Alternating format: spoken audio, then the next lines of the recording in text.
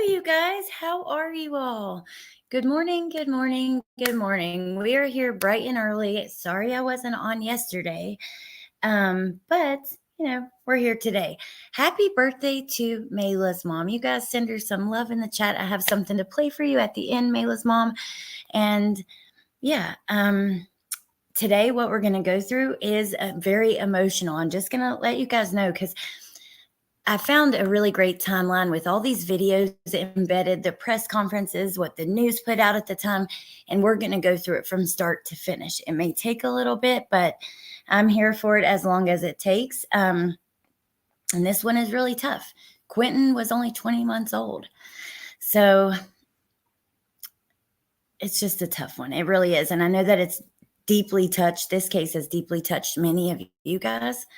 So, just so you guys know, it's going to be a tough one, but we're in it together. I'm going to share the link to this timeline. It was the local news. They did a great job. So you guys can go check it out on your own. I'll put it in the link or in the description as well after. I should have done that. But here it is being dropped in the chat. They didn't include a couple other things I wanted to include. We're going to look at the end because it actually will be in order of how it happened. With the two articles I'm going to look at the end with you guys. So that's the plan. Thank you guys for being here. A little bit of just like housekeeping stuff. I'm going to be redoing the way that I like the mod system here on the channel. I don't really know how I'm going to do it. I might even just remove them all at first. I don't know, but I do know that eventually when I do have it the way I want it, I want to have a group where we are all able to communicate with each other because I think that's really important. There are things that I've wanted to talk to you guys about. I haven't been able to, like as a whole, and just a few things that I want to try to tighten up and clean up. You guys are the mods. I don't own the mods. They can go wherever they want. They can feel however they want. I do just want you guys to always remember we have to keep like a certain level of respect and wherever we go. Doesn't matter where you go, and I don't care about that, but please just be aware of anything that you say or do.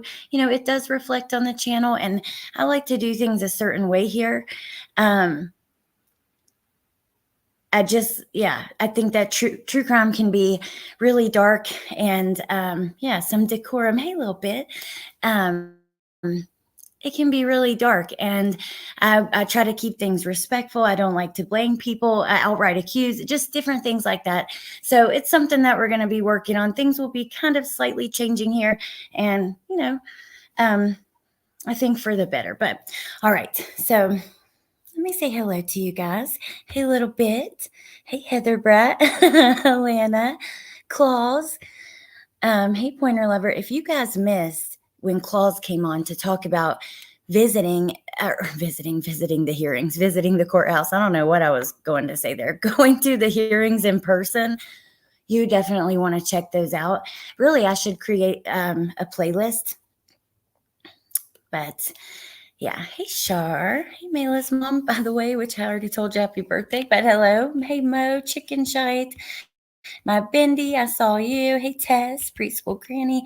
Teresa, Kimberly, Music City Mom, Amy, Amanda, Meg, Alicia, good to see you guys. Hey, Teacup, anybody that I missed, I hope you guys are having a good morning. Jenna, I'm so glad that we can help you get your mind off of your whatever you're going through.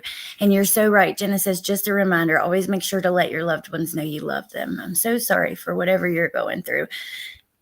Yay, Nay. Hey, by the way. Hey,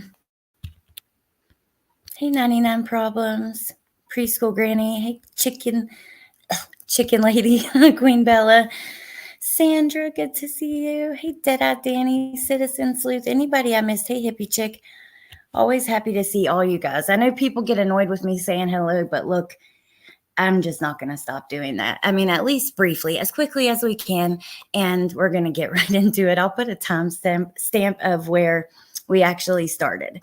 So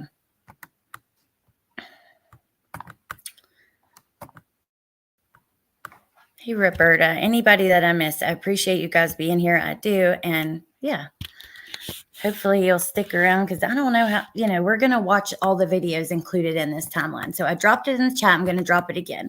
Let me just give you like an idea of what we're going to go through.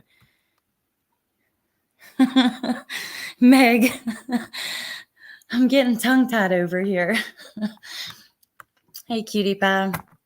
Okay, so the local news did this, and they did a great job. I also have some pictures I want to show you before we get started, but just so you have an idea of what we're going to go through, they have embedded videos along the way, the different press conferences, her mom speaking with the news, which this interview right here is where we first learned that Leilani was lying or potentially lying and could be a potential suspect. A lot of people, and that's another thing, people are welcome to all their opinions, but just remember, Leilani is the one on trial,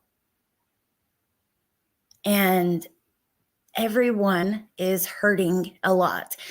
A lot of people have played their role in this situation. Don't get me wrong, but her mom was very open with letting people know immediately that something may not be right here and she might be not telling the truth. So we're going to watch all these videos, the local news showing the search that was going on, more press conferences. We're just going to go through all of it. When they got the 911 call, we're going to listen to that too. So like I said, it might take us a little while to get through all of this, but I think it's important to go through it. And the trial is coming up. And this way, you guys who haven't followed the case will have a really good understanding of what happened and what we know so far. Okay, now before we get started, let me show you some pictures. This interview, you guys, Leilani and her mom went on the news. This is where Leilani said if she was responsible, she would walk her ass to the police station. She would take her own self. She would go immediately over there, whatever. I don't remember her exact words. It's also the interview where we can see her mom is not having this. Her mom was just grieving so hard, in the public eye. It was incredibly tough to watch in the moment. Leilani didn't seem to be grieving at all. In my opinion, there was protesters there and she was sitting outside just waving and sitting in a lawn chair and just living her best life, getting all sorts of attention. Oh, wrong way. I just grabbed a few of these photos off the internet yesterday when I was trying to get everything ready for this. Look, Quentin is just one of the most precious babies I have ever seen in my life.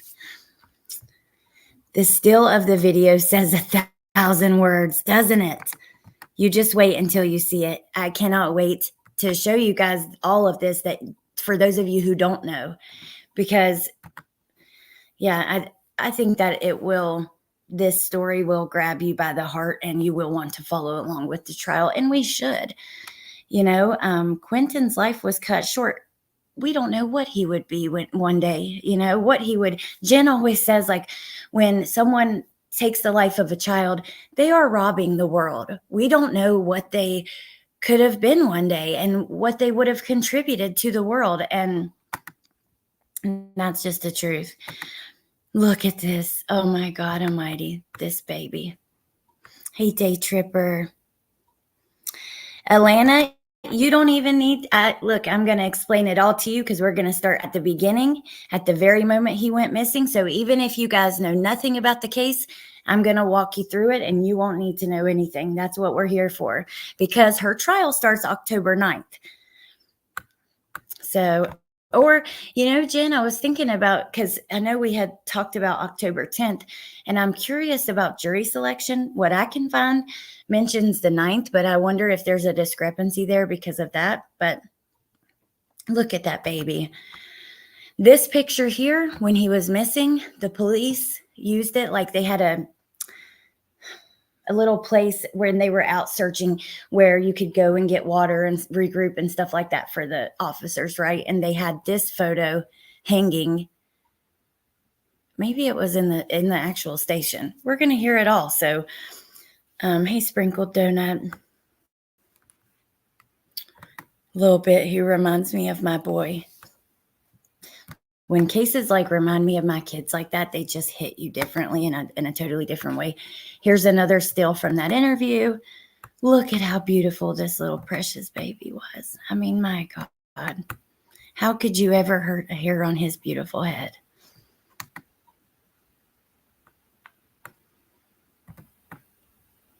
I love this one. This might be my favorite picture of all. Bendy. I'm glad you'll walk us through it. Oh, what did Michelle say? Because I know very little about this case. Well, you know what? I have to say, like, the news they did such a good job with this timeline. So really, we should all be thankful of them, not to me, but we're going to go through it together. I'm going to drop it one more time here. And like I said, there was just a couple more things I didn't see on the timeline that I want to show you guys at the end. Oh my God, that picture. They had the photo blown up at the landfill table. I knew it was like, yeah, while they were somewhere, like while they were searching. Sprinkle Donut, thank you so much. I'm feeling a lot better. He does look quite a lot like his mom. That's true. I know Claus had said when she, and I cut this, Claus said when she was there in person, see, my brain's just, that looking at Leilani, you know, she does look a lot like him. Now, this picture, she has two other kids. This is her with one of the kids.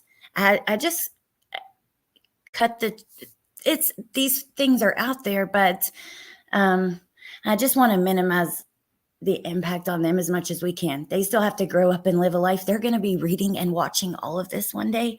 And I just can't imagine how painful that's going to be for them. So, but look at her all snuggled up to him. I just thought, wow. Wow. I really think she is, I don't know. Let me hold my opinions. I was going to say something about, you know, a lot of people are about appearances and stuff like that, and that might not be actually the way things are.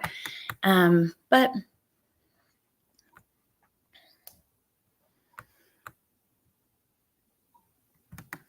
oh, wow, you guys remember how you guys lost audio the other day? I just got a message that the browser, the screen share lost audio. So maybe that's what happened. Okay, so Quentin Simon, a full timeline surrounding the death of Savannah Toddler and the investigation of his mother. The first video is what's happening now, the latest information. So we're going to skip that. So Wednesday, October the 5th, 2023, right? Is it 2022? Let me see.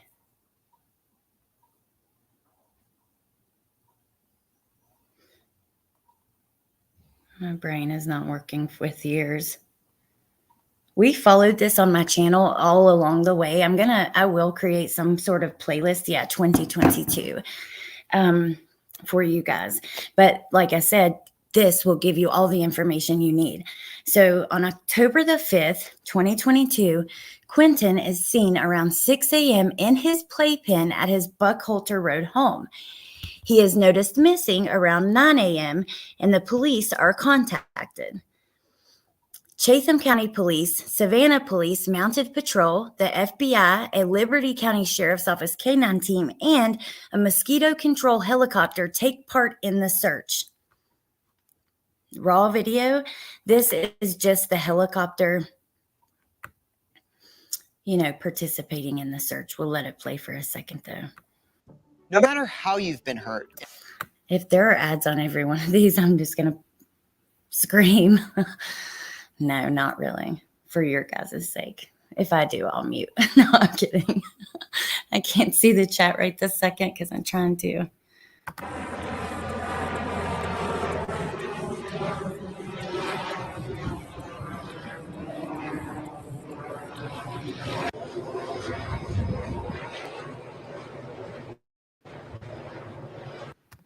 Okay, so that's it.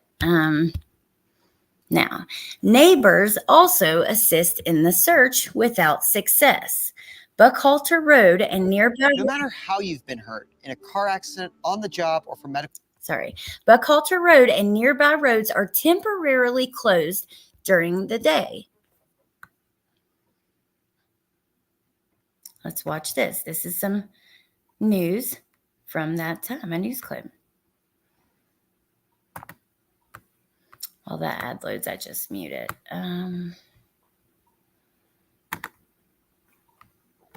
Worse. That's how long a toddler. 12 hours. That's how long a toddler has been missing in Savannah. And the search is growing more desperate by the minute, especially as we get close to sunset. Our Kyra Naveau joins us live now from Buckhalter Road because, Kai, that is where the boy was last seen. Greg and Shannon. So the toddler was last seen around 6 this morning in his playpen. Quentin Simon is his name, and as the sun goes down, the search becomes more urgent for that toddler. By air and by ground, the search for 20-month-old Quentin Simon continues. The toddler was last seen around 6 a.m. Wednesday in his Buckhalter Road home. Chatham County PD, Savannah Police's Mounted Patrol, Mosquito Control, and now the Federal Bureau of Investigation among those searching for the toddler. It's crazy. Mosquito Control has its own helicopter like that, right? Neighbor Tyler Edenfield said he is also helping out. We all met together and pretty much planned, and then we all took a trip down Girard, all in the woods, and we've been just about any area we could hit as far as, where they're concentrating at. Quentin was last seen wearing a light blue Sesame Street shirt and black pants. He has light brown hair and brown eyes.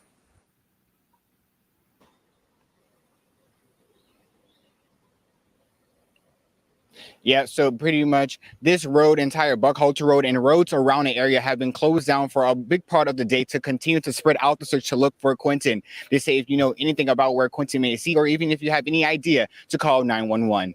Now, remember how it said he was last seen at 6 a.m. and then reported missing at 9. At 6 a.m., Leilani's boyfriend, Danny, goes to work. He sees Quentin in the playpen. Leilani wakes up at 9. Leilani was not supposed to have her kids alone. It was something that, her mom had custody through CPS. They lived with her mom. Her mom's gone at work. Now her brother was also in the home. And she wasn't supposed to have the kids alone. So he also had a babysitter. But on this day, they called the babysitter and let her know he wouldn't be coming. I believe it was Danny who called, but I'm certain that Leilani probably put him up to it.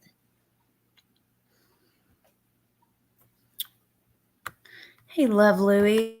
I didn't follow this one when it was happening, so I'm happy you're doing this. Good morning. I'm so happy that you're here for it, and you guys who didn't follow it, because her trial is in less than a week, and I'm going to be following that every step of the way. I want to know every detail. For me, when a case truly hits me a certain way, I need all the details, every single detail.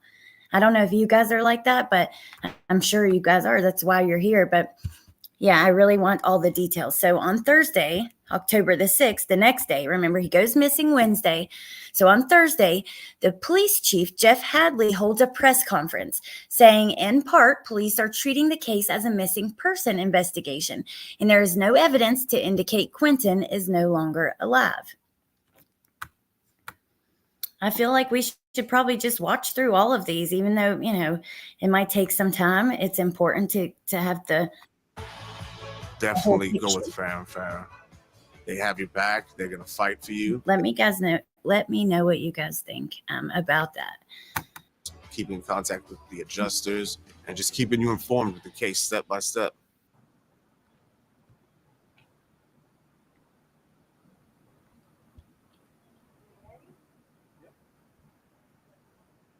Chief Hadley, people gave him a lot of shit, but he did a great job. Well, good morning, everybody.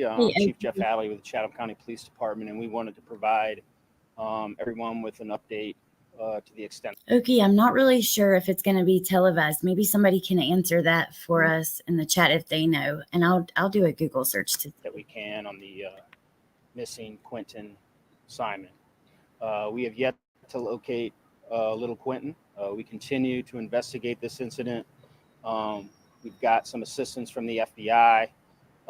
We got numerous interviews to conduct today, as well as downloading phones and things of that nature to try to bring this case to a conclusion. It still remains a missing child investigation at this point until we reach a different conclusion based on any evidence that we may find or any updates or developments that we may occur here today. Just to kind of recap what we have done. Good morning, Oki. As you know, we had aviation out here yesterday all day or half of the day, providing air support. We had mounted patrol from Savannah Police Department, which we sincerely appreciate.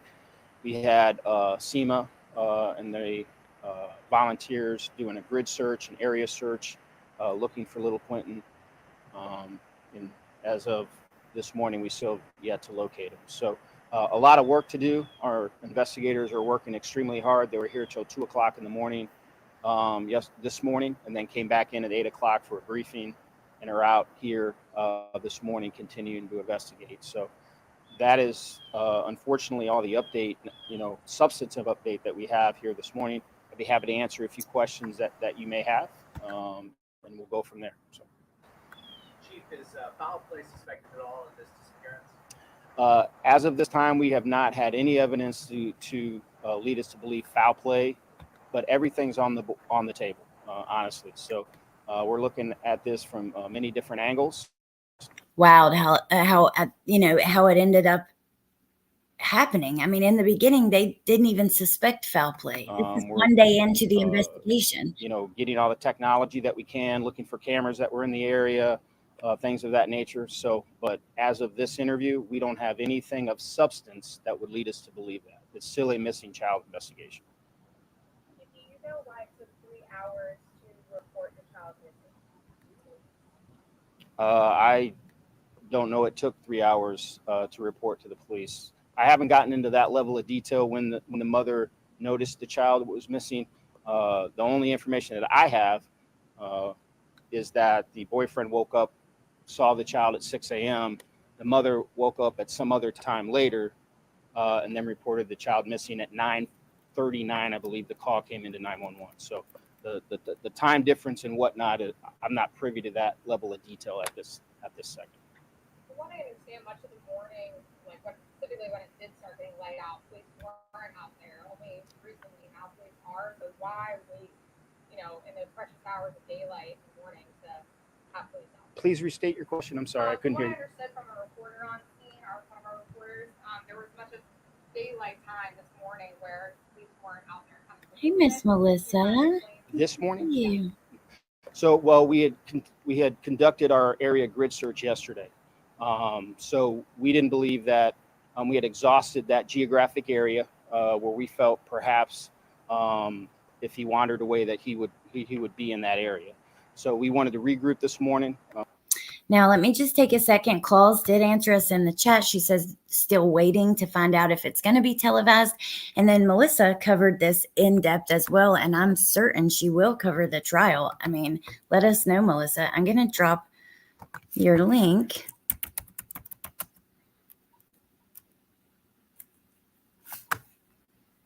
I'm going to drop Bendy too, because she was in here and she may talk about it. I know that she's been following every step of the way. Okay. We were out till 2 o'clock in the morning. Now we're narrowing it down to other small geographic areas, seeing if that would yield, finding Quentin. So we just felt that we had exhausted all of our geographic coverage area with what we did yesterday with the aviation, with the mounted patrol, with our drone. And we didn't feel that would yield anything to be back at that exact location this morning. How are the parents doing at this point from your perspective? Well, I haven't talked to them personally. Obviously, they have been working with our detectives. I can only assume that you know, at this point, they're victims. You know, they are dealing with the loss of a child. They're worrying. Wow. So it's been so long, like since I've seen this. And wondering where he may be at. And so, as any of us, if we were in that position, I would be terrified. Having 6 children of my own, Absolutely. if one of my children were missing, I'd be a mess, quite frankly. And then follow up to that, does Quentin have any siblings? Were there any other brothers or sisters? I believe there is an older sibling, maybe a year older or so. I think it's a boy, but I'm not 100% sure. So the FBI was there yesterday to help. Is that customary, or were there certain aspects of the case that they thought is necessary for them and will they continue to help with the investigation? They will continue to help with the investigation. In this type, because it's a missing child, but there's also a potential it could have been abducted. Obviously, that falls within their wheelhouse. You know, they're a great organization to work with. They have an enormous amount of resources that necessarily local law enforcement doesn't have, and their willingness to step in, provide additional manpower, as well as the resources that they have, which it is welcomed beyond belief. So, but because it's a missing and could be an abducted child, that's where it falls within their wheelhouse. Now, remember, this is just for people who already know what happened and stuff like that. This is one day into the investigation. At this point, all the details are not going to be correct. You know, we know he had 2 siblings and other things. It's just developing at this point. At this point, the parents are looked at by police as victims. Do you believe Quentin to still be alive? I hope he's still alive. We don't know. We don't have any information to believe he's not. But statistically, we know, you know, how these cases may end up. So we're going to hold out hope that he's still alive, that we can find him and bring him home safe to his parents. But we'll continue to look at all angles and exhaust all investigative avenues. What would be the indicators that would push it into an abduction? Like, what would be sort of the cases or the evidence you would need for it to go into an abduction type of investigation? Well, if we receive some tip from the community that was substantive, that we could verify, that would lead us to that conclusion. If there was any type of video evidence or cell phone evidence that would lead us to in that that it would be that. So that would is what that would be. And let me say, I'm sorry I didn't mention, if anyone has information on Quentin Simon's disappearance, they can get on Chatham County Police Department crime tips on our website and put that information in there. They can also call Crime Stoppers at 912-234-2020 with any information that they may have. Have you all been getting any tips? I'm not aware of any at this point. It's my understanding that Quentin's father lives north of here and is not in town and sort of happening here now with the rest of the family. I'm not sure if he is here now. It is my understanding that he did live north of here and he was not here during the time of his disappearance.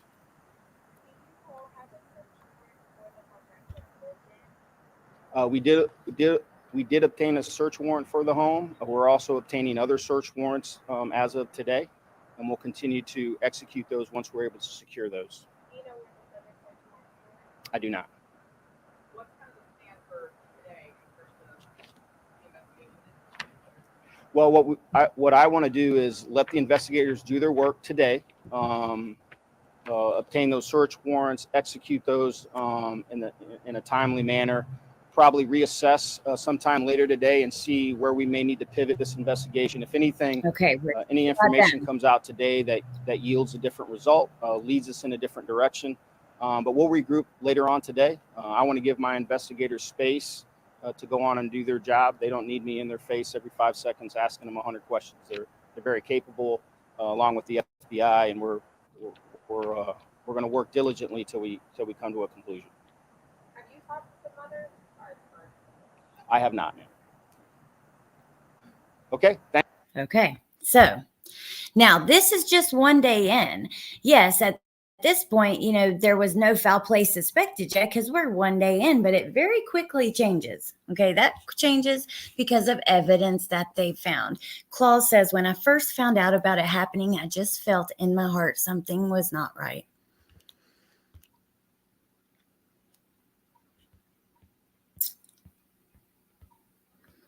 Okay.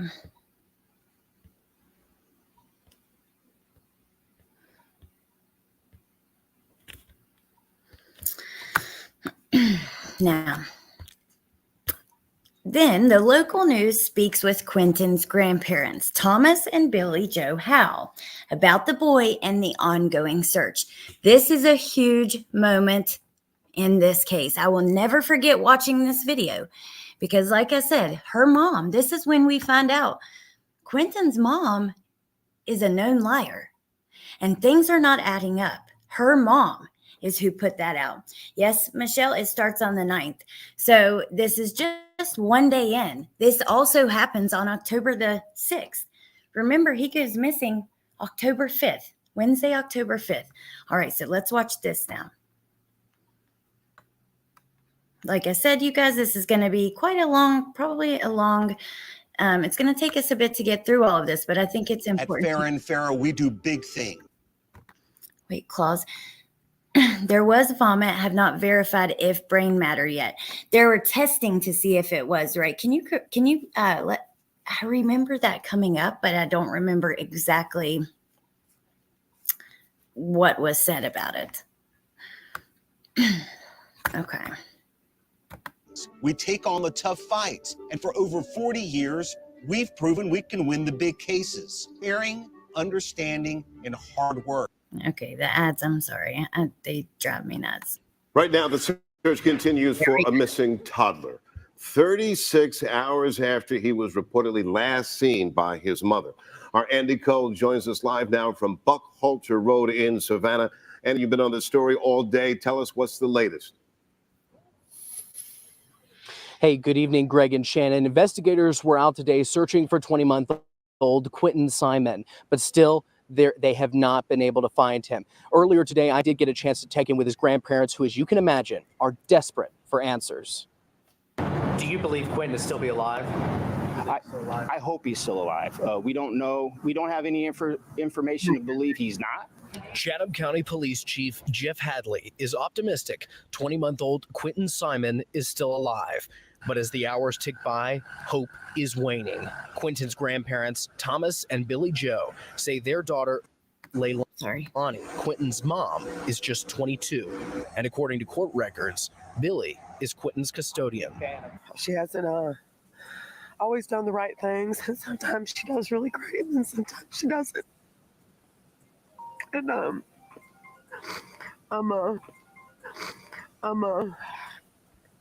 don't know what to think right now. I don't know what to believe, because I don't think anybody ever believes that this is going to happen to them. I don't know if I can trust her if I don't. I just know I'm hurting, and I want this baby home. We want He's answers. We don't have answers. Quentin's grandparents tell me more than anything, they want answers. Whether it's the answers we want to hear or answers we don't want to hear, we just want to know something. It's just a baby. Home where they all apparently lived last month. We've also learned. Right. So, Matt, in real time, as this is unfolding and you see that, you can't help but think, oh, whoa, what is going on here? Like with the way that Billy Joe was talking about Leilani right there, she's not always honest.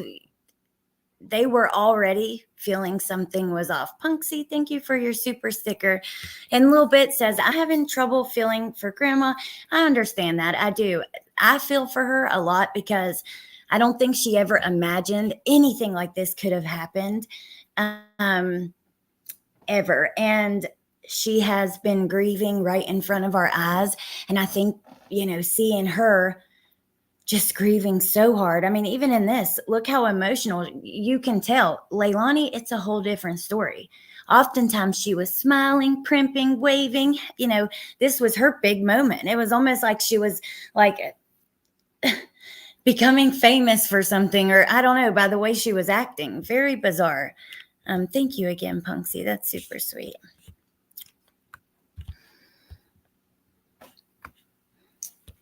Okay, thank you, Tess.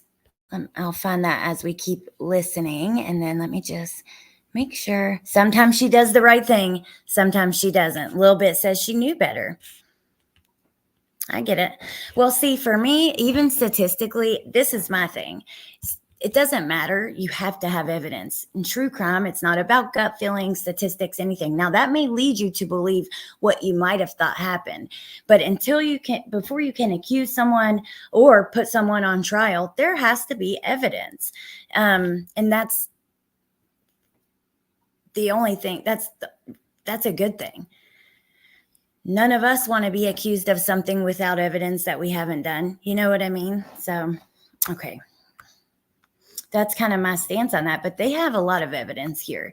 So this is a very different story than some of the cases where there's like no evidence and it's left as like, what the hell is going on? No answers, which is so frustrating. I know it is. And many of you guys really care. We all do about these cases, but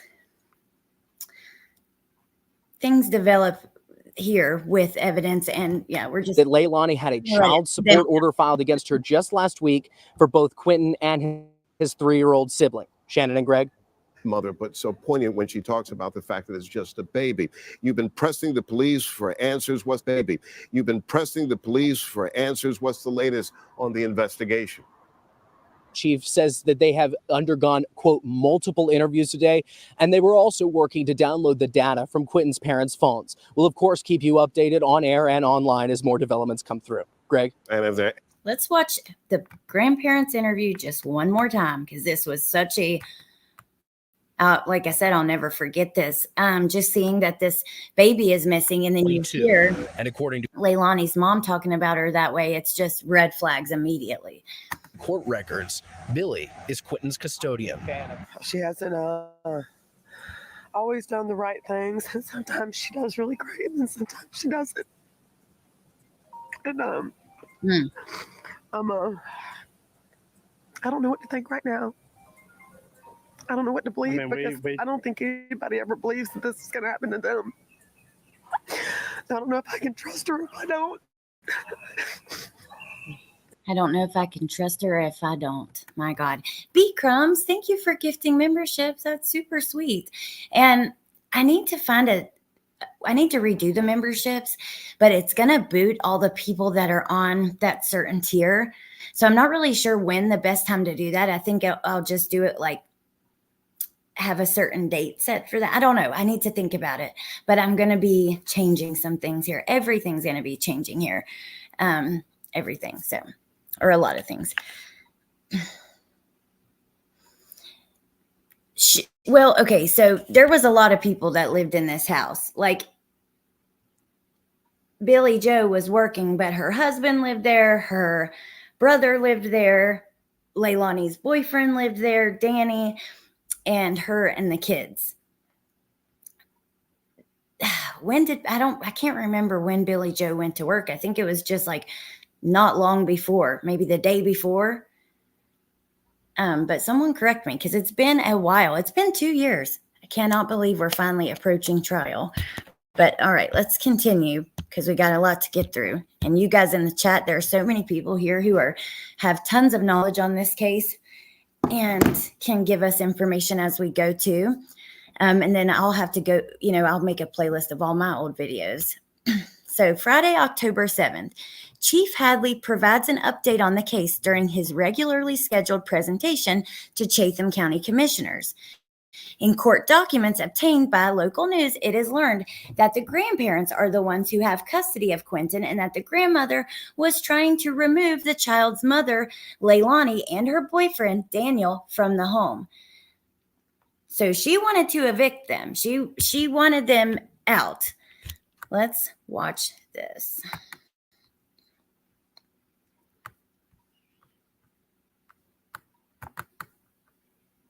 No matter how you've been hurt, in a car accident, on the job, or from medical malpractice, it doesn't matter. Life goes on. How that life goes on is where we come in. Farah and Farah, here for you, here for good. Tonight, there's a desperate search for a missing toddler now in its third day. This young man you see on your screen, it's been nearly 60 hours since Quentin Simmons went missing from Buckhalter Road home in Savannah. Our Andy Cole joins us now live from Chatham County Police. At one point, I had someone on the show who was close with the grandma, and she was even in here answering questions through that person on the panel. I'll have to go back through all my old stuff though, but that would be interesting to look at again too. Police headquarters. And Andy, what's the latest? Hey, good evening, Marvis and Brooke. Chatham County Police Chief Jeff Hadley told county commissioners earlier today that they have exhausted their physical search but are still considering Quentin a missing child. Today, we did uncover more about Leilani, Quentin's 22-year-old mom. In court documents we obtained, we confirmed that Billy Joe, Quentin's grandmother, attempted to remove Leilani and her boyfriend, Daniel Youngkin, from their Buckhalter Road home. Billy Joe, Leilani's mother, said in the document, quote, "They have damaged my property, and at this point, no one is living in peace." She added that she wanted Leilani and Daniel out, quote, "as soon as possible." We also found out that it's Billy Joe and her husband, the grandparents, who have custody of Quentin and his 3-year-old brother. Chief Hadley spoke with reporters earlier today and assured that they will leave no stone unturned. There's a very sequential process that takes place here. It may be frustrating for the general public. It may be frustrating for y'all that things aren't developing as quickly as you would like, but we have to make sure that we're doing the right thing, that we're being lawful, that we're making sure we dot our I's and cross our T's. So if we discover evidence, it can be admissible in court. We can use it in court eventually if we have to. Now, the public was already, like he said, it may not be fast enough for you all.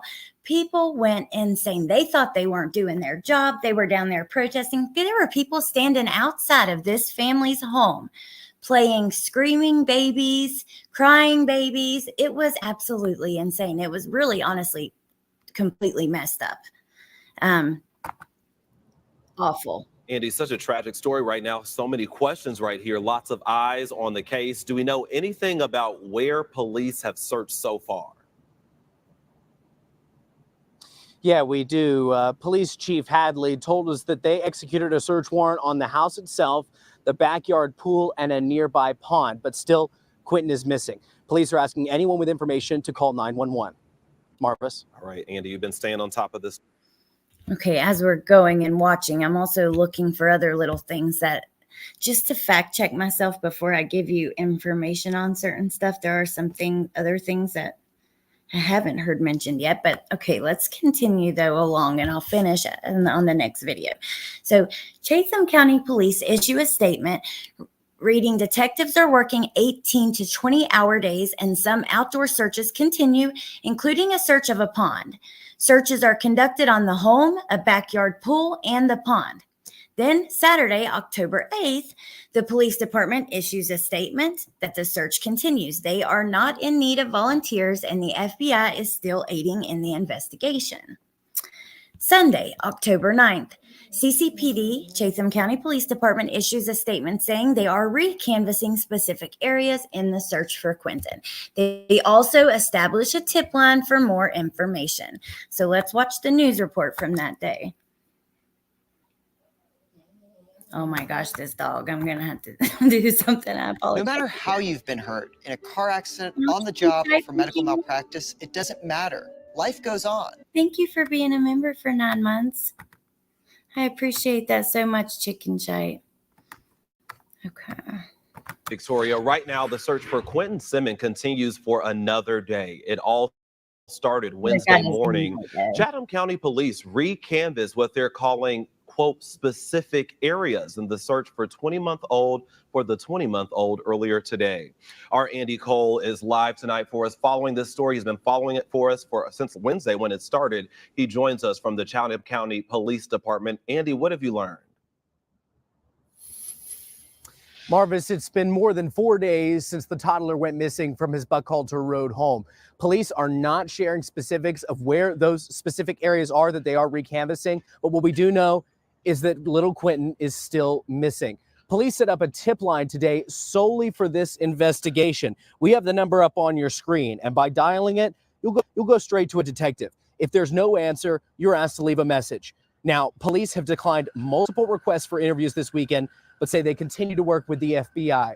And we will continue to update the story on air and online as we continue to learn more details. Marvis? Okay.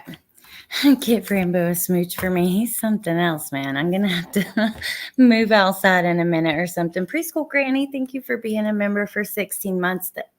Time really does fly. I can't believe it. It's crazy. Yeah, the babysitter, all of that. I found some like pictures of her showing up at the babysitter's house when I was doing this, and it might be in one of the articles we're going to read after. I had forgotten about that as well. Okay, so on October the 10th, they have another press conference, and we're going to watch it. I want to watch, everything, but let me read the rest of underneath this. Let's see. Chatham Fire is called to the home to pump the pool. The local news requests the initial 911 call placed by Quentin's mom. The request is denied by the county attorney, citing the ongoing investigation. We want to make sure we've done this as professionally and expertly as we can. So if, and I say if, we have to prosecute anyone, we've done it right. Now we're going to watch this, but I found an article which is interesting. So it looks like her mom is, and I must have read this before. She's petitioned for custody of Leilani's 2 surviving children. Leilani had just had a baby, not like how old was the little girl at this point, you guys? Somebody check me, but maybe 2 months old. I'm trying to find that's what I was looking for, to try to verify her age, but it's apparently the mother of Leilani is petitioning for custody of Leilani's surviving children. According to court records, she filed a petition for child custody at the end of March of this year. The defendants listed are Simon and the fathers of the other 2 children. This comes after a report led by a local senator titled Abuse and Neglect of Children in Georgia's Foster Care System listed Quentin Simon as a child death that may have been prevented if it weren't for mismanagement in the foster care system. So,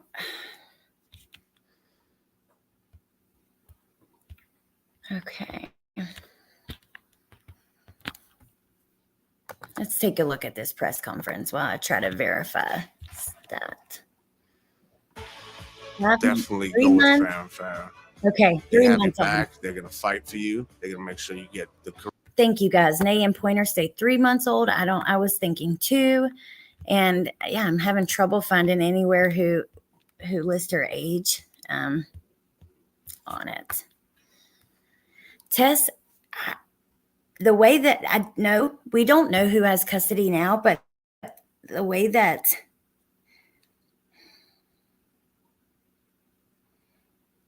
I understand it, maybe they're in the system.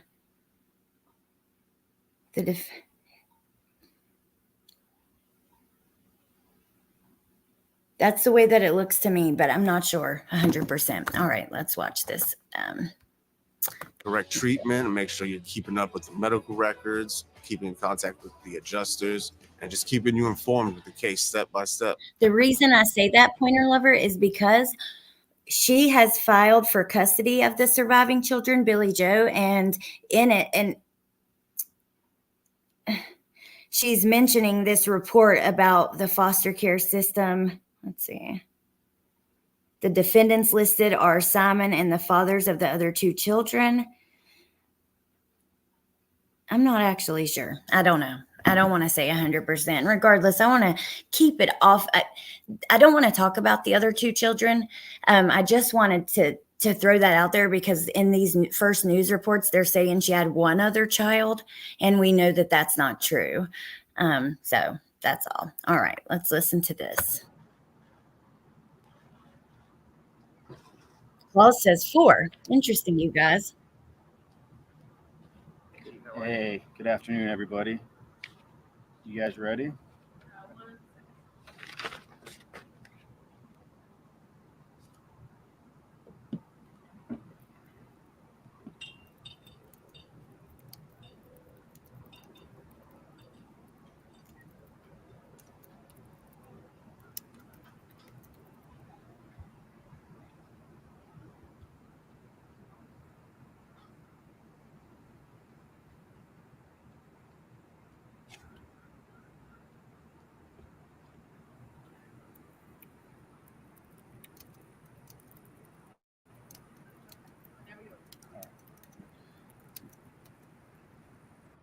As we continue our search for Quentin Simon, I want to update you on our aggressive efforts to find him. I want to assure everyone that we are continuing to use every investigative resource available for us to locate little Quentin.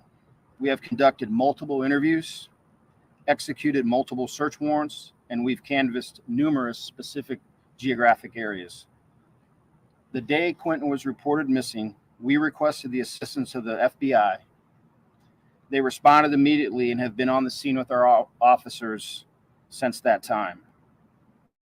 Today, there are more than 40 FBI agents and personnel on the ground in Chatham County working with our department to find Quentin.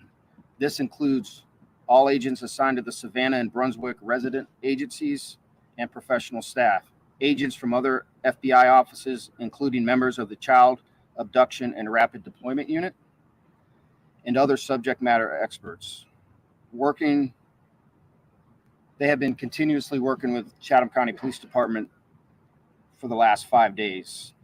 We believe with the continued assistance of the FBI, we will have a resolution to this case. We understand that people far beyond Chatham County have become emotionally invested in this incident and the search for Quentin, and they want answers. We are committed to finding those answers, and we are committed to finding Quentin. With that said, I'll be happy to answer a few questions if you have. You know, this has been going on for about 5 days now, and I think everybody is kind of moving towards worst case scenarios. At what point, do you say that there's some criminal aspect to what's going on? Yes, and that's a very good and that's a very fair question. We're looking at it. Could you guys hear her? Because she's a little quiet and they don't have closed captioning for the reporters. So she says, this has been going on for 5 days. At what point do you decide that there's a criminal aspect of what's going on here? I think that's the way she worded it. From multiple fronts, and one of it being a criminal investigation, as well as a missing child at this point. We don't have anything confirmed, so we can't say anything absolutely. But it is fair to say that our efforts and the cooperation with the FBI and them providing an abundance of resources to us, that we are looking at the criminal investigation aspect of it as well. Chief, how are you looking at the criminal investigation? Right? What people are you looking into? Is it turning towards family members or? Everybody is being. Is it turning towards family members? Is what he said. Investigation aspect of it. Rewind it a little far. How are you looking at the criminal investigation? Right? What people are you looking into? Is it turning towards family members or? Everybody is being looked at. Everybody is being interviewed. Everybody that had contact with Quentin in the most recent time of his disappearance is being looked at, is being interviewed. And that's an enormous amount of work, obviously, that takes. And we are continuing to do everything that we can do to gather evidence if it's there. We have to follow, obviously, an investigative process. We have to follow the law. We have to get search warrants. I know there's a lot of interest out there and probably some chatter of why haven't you done this and why haven't you done that? Well, we have a constitution to follow. We have the law to follow because we want to make sure we get it right. We want to make sure we do this as. So let me just say, there were quite a few YouTubers who obviously don't know a damn thing about how things work, the court process. And they were demanding already that arrests be made and things like that. Chief Hadley did an excellent job, in my opinion, but I think that's what he's alluding to. That began pretty quickly. And went on for a while because it took them a while to find him. But, police have to do things a certain way. Just because the public thinks, oh, she seems guilty in her interviews, or, oh, that doesn't make sense. The police can't just go arrest. They have to find evidence, and they have to get search warrants to find the evidence. It all comes back to having the chain of command, having a clear chain of command or a clear idea of the chain of command at trial of that evidence and of that kind of stuff. They have to do things a certain way So that way, when it comes time for her trial, which now we're 6 days away, they can use this evidence and show exactly how they got it, where they got it, that they did it the right way, because a defense attorney will tear it apart if not. Professionally and as expertly as we can. So if, and I say if, we have to prosecute anyone in this case, that we've done it right, that we don't lose evidence in an evidentiary hearing or anything like that. So we continue to work diligently. Thank you, Jen. We're going to work. Wait a minute. Let me correct myself. I said chain of command, and I meant chain of custody. The chain of command is like who's at the top and like who's boss is, like this officer's boss is the sergeant or whatever. I don't know how it goes because I don't know anything about ranks, but that's I said that completely wrong. The chain of custody, a clear chain of custody, a clear idea of exactly when this evidence was found, where it was found, where it went after that, who did the testing on it. I mean, they are very detailed when it comes to that stuff. If you watch a trial, I'm sorry, you guys. Yes, chain of custody. Excuse me. Within the framework that we have to work in. What are the updates in the areas being searched? Where is it gone from? Where are you searching now? Well, we went back today and researched the home in which he was last at, trying to redouble our efforts and to kind of scrub, no pun intended, with scrub the area and make sure that we didn't miss anything. So FBI agents outside the home. What was the purpose of them being there? They're there to help us. It's a Chatham County Police Department investigation. They are here in a support role, and I can't thank them enough. You don't bring 40 people, and some from all over the country, without an enormous amount of effort and expense. Those agents left their homes and left their families to come here and help Absolutely. Chatham County look for little Quentin, and I can't be any more appreciative of that. Chief, we filed open records request for the 911 call. The body camera video for that initial response. It was denied today, and originally they said it was because this was a criminal investigation. The county attorney kind of backtracked and then gave us the law that you usually use in a criminal investigation. Why don't you want that out? Now we're going to hear, because it wasn't long after this, the 911 call was released. Why don't you want the public to hear this mother call 911? We have to protect the integrity. They said, why don't you want the public? I don't know if you guys can hear. Why don't you want the public to hear the mother call 911? That was the question. And also, I apologize again for misspeaking. But look, honestly, I don't know anything about how, like, the ranking, who goes above who and that kind of stuff. And I'm not going to pretend to. You guys know I'm just like you. I'm just a normal person, a mom who is interested in this stuff, wants to talk about it. I do think it's really important to talk about. I've learned a lot along the way, don't get me wrong, but still. Mark, who is retired law enforcement, by the way, says people don't understand the time it takes to just put a search warrant together and gather all the evidence it takes to even start typing it. I've spent days typing a drug warrant, let alone a murder case. Yeah, people just expect, instantly. And it's asinine. And honestly, it doesn't help at all. I mean, it did keep people talking about this, but they were going to talk about it anyways. And they weren't talking about it in a positive way. It was a mess. If you were around on YouTube when this was happening, oh my gosh. I mean, like I said, it was awful. Protesters outside the house playing babies screaming and crying, and clowns showing up, and, all these YouTubers and their fans, or viewers or whatever you call them, but sending them like food and coffee. And they're like, I don't know. It was a mess. It takes away from what it's actually about, which is Quentin,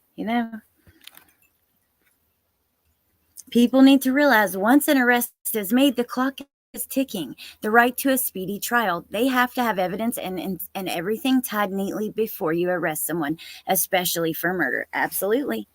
And they,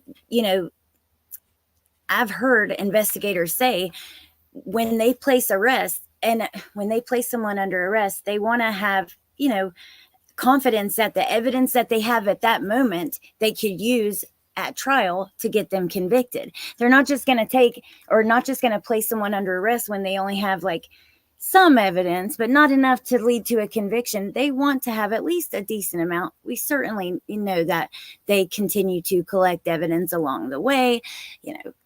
Electronic search warrants come back. And that takes a while before Google, Facebook, all these places return all the stuff that they asked for on the search warrant. I mean, it's a long process. It just is. Okay, let me stop. Let's keep listening. That out there. Why don't you want the public to hear this mother call 911? We have to protect the integrity of the investigation, and that's first and foremost. I certainly understand people's interest in this case, your interest in this case, and I can appreciate that.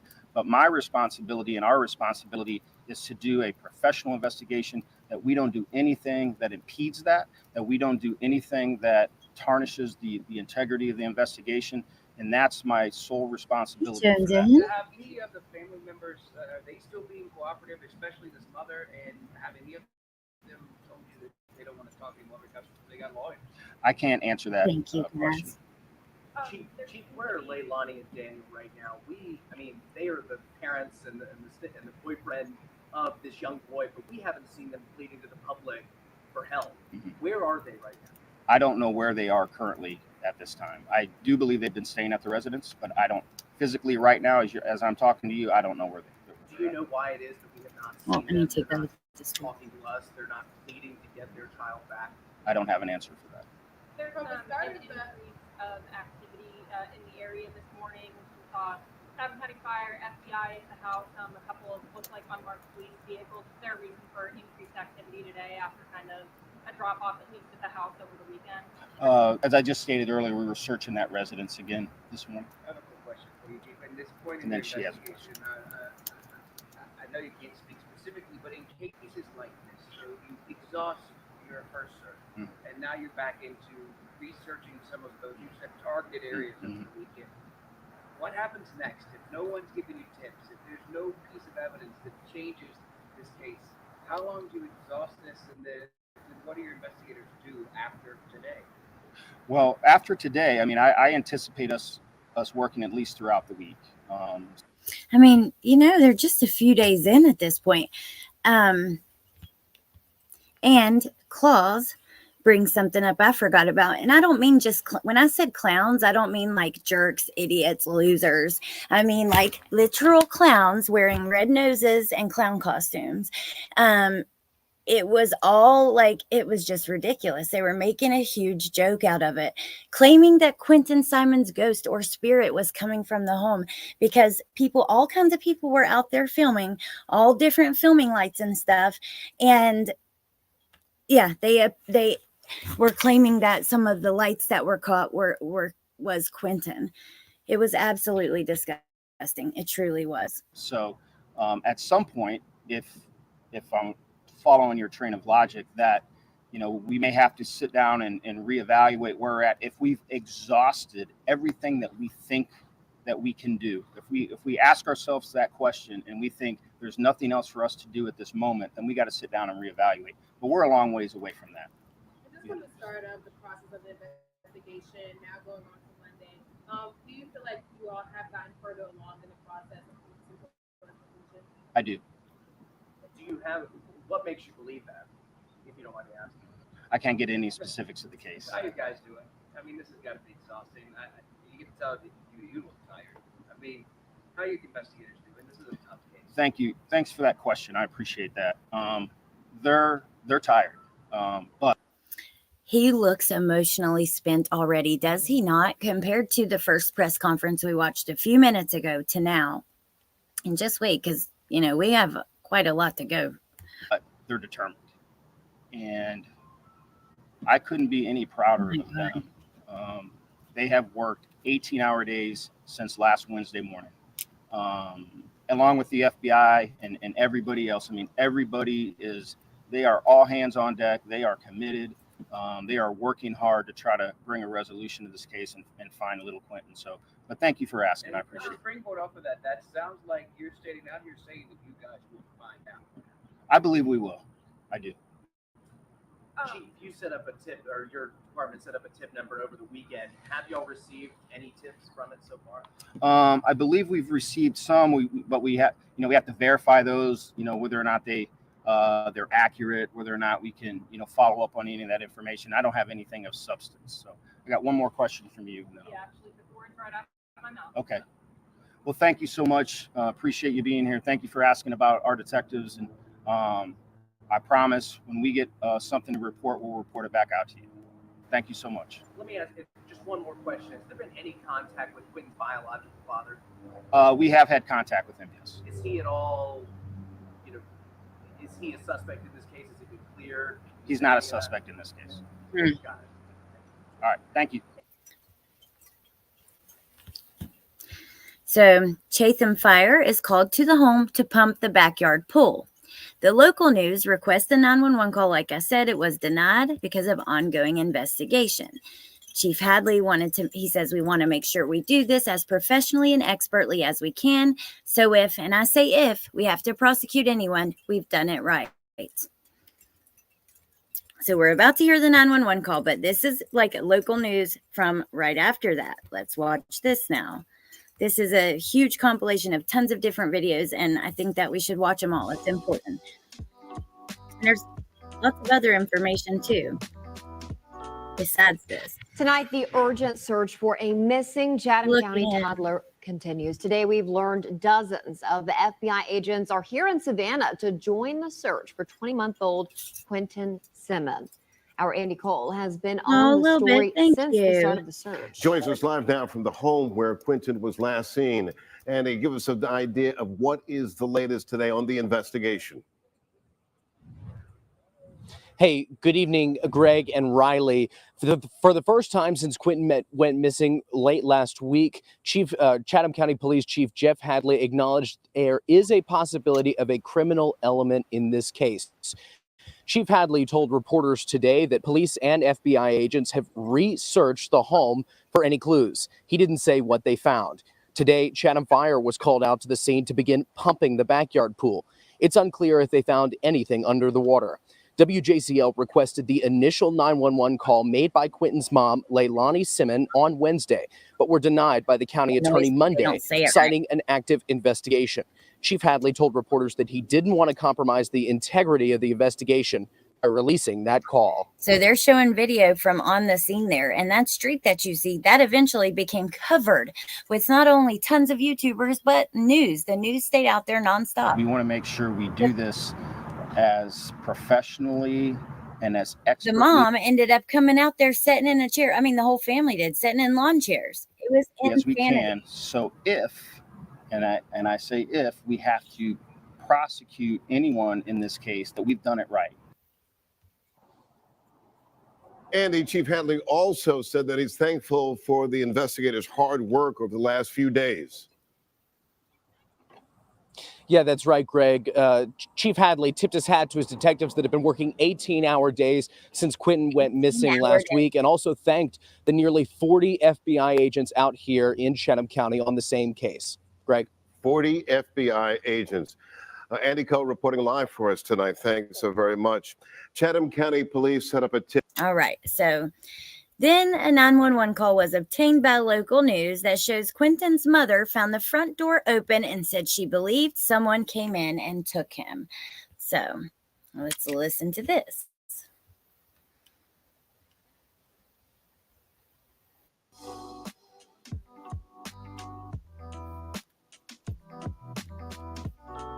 Here's what's happening right now. The fifth day of searching comes to a close. We're learning new information about the investigation into the disappearance of little Quentin Simmons, just 20 months old. Our Andy Cole has been on the story for days now, and he reports on the latest and shares the police radio the morning Quentin was first reported missing. For the first time today, Chatham County Police Chief... Wait. So this is not Leilani calling in at the dispatchers. It's the dispatch part of the 911 call. Said there is a possible criminal element to this case, but still, 5 days in, Quentin is missing. We have a signal 56. You're hearing Chatham County Police dispatchers on Wednesday morning when Quentin Simmons went missing from his Buckhalter Road home in. Look at that video, you guys. Let me just rewind it and play it one more time from the beginning. You're hearing Chatham County Police dispatchers on Wednesday morning when Quentin Simmons went missing from his Buckhalter Road home in Savannah. Oh my God. Her 1-year-old son is missing. She woke up, her door was open, but he's unable to open the door, saying someone came in and took him. Fast forward 5 days to Monday. Everybody is being looked at.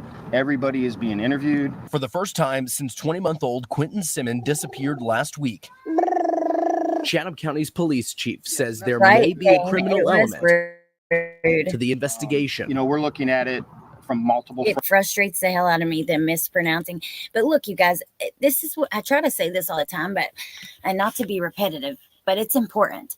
In the beginning of an investigation, when someone goes missing, I've noticed that the news, they get a lot wrong, not just the pronunciation of the names, but they also get little details wrong. And until you see something like at trial or even in the police reports and documents released before trial, we really can't bank on it being 100% true. Now, we can have a good idea of what's going on, especially by like local news organizations like this. Oftentimes, if they make a mistake, they'll retract it or fix it.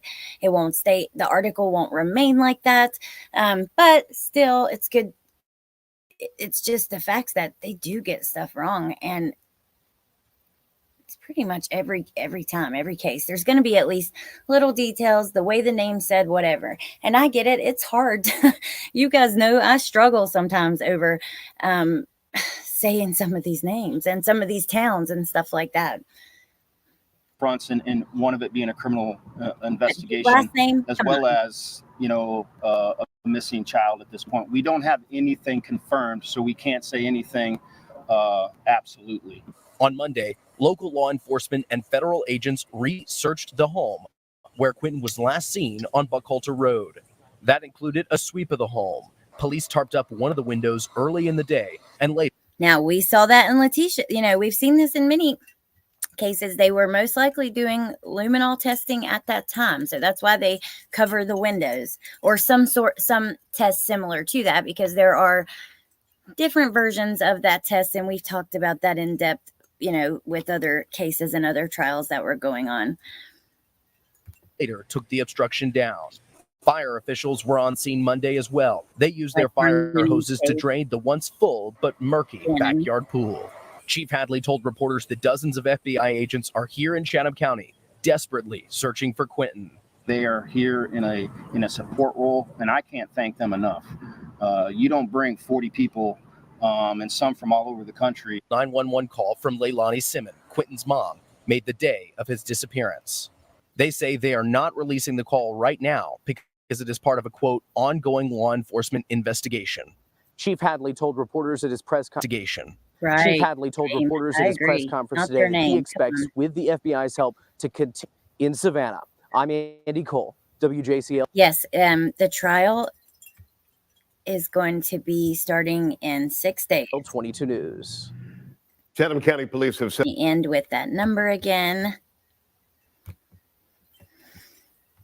Yeah, even her own lawyers didn't get Letitia's last name. You're right, Michelle. All right, so let's continue. Tuesday, October 11th, Chatham County Police issue a statement saying they have seized evidence they believe will lead to closure in the investigation. And the National Center for Missing Exploited Children issues a statement on the case. The following is from the Vice President of the Division's Missing Children Division. What? The Vice President of the Division's Missing Children Division. That's not me. I'm just reading it how it's written. So as the search for Quentin Simon nears the 1-week mark, we encourage the community to keep sharing Quentin's story. This case has touched the hearts of countless people beyond the Savannah community, and anyone, no matter where you live, can get involved to help find him. Here at the National Center, we know that all it takes is one person to bring a missing child home, and we will not give up hope until Quentin is found. We're here to support law enforcement as they continue to work diligently to find Quentin and safely bring him home. So now, Wednesday, October the 12th. The Chatham County Police Department issues a statement which reads, Today marks 1 week since Quentin Simon was reported missing. We will be at his home where he was last seen with a team of search dogs and investigators. We will spend today gathering and analyzing evidence. We expect to schedule a media briefing tomorrow.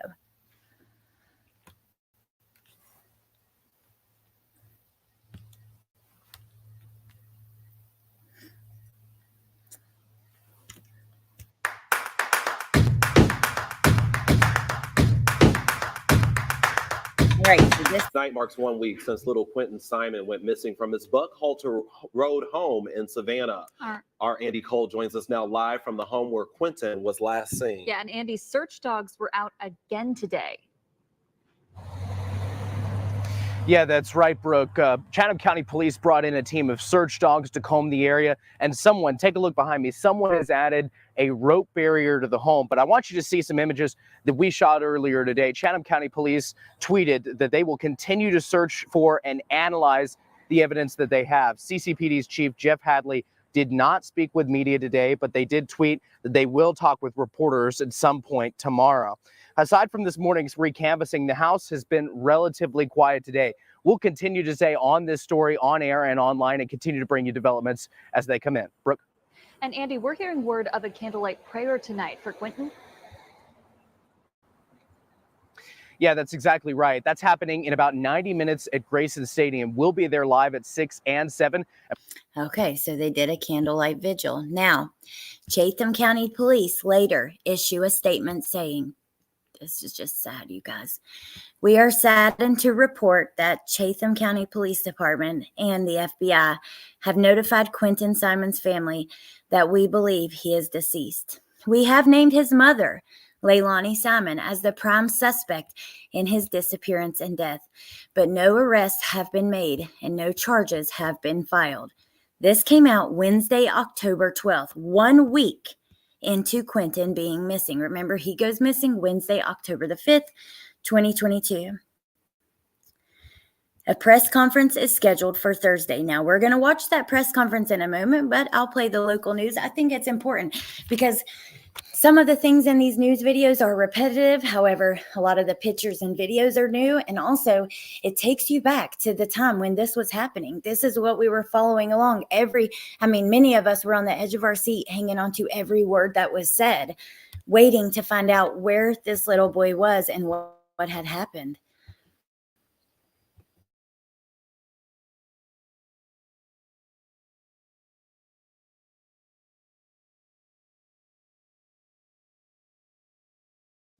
At Farron Farrow, we do big things. We take on the tough fights. And for over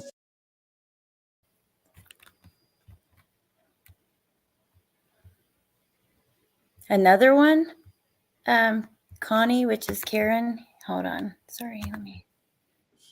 Chatham County Police and the FBI have notified Quentin Simmons' Oh my family that they God. believe the toddler is presumed dead. According to a tweet from Chatham County Police, authorities have named the boy's mother, Leilani Simon, as the prime suspect in his disappearance and death.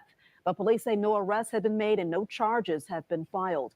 Our Andy Cole has been following this story from the very start. He joins us now live. And Andy, the police took to social media to break this news.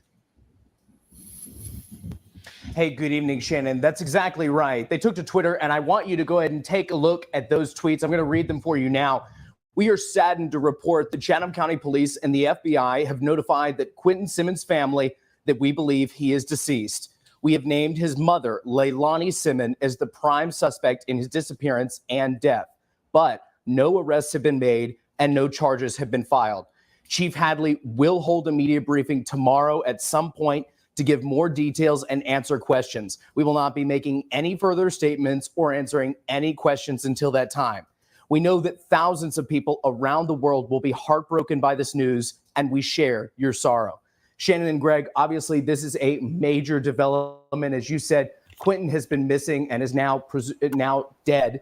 After just 1 week of searching, dozens of FBI agents were on the case, and of course, even more local law enforcement were there. Well, at the time, Lil Red, I believe that they believed this for a couple of reasons. Whatever they found that they believed could potentially, we know that they were doing some testing. Tess, I need to find that. Where'd you send that to? Which face or where? Yeah, let me know where you sent that.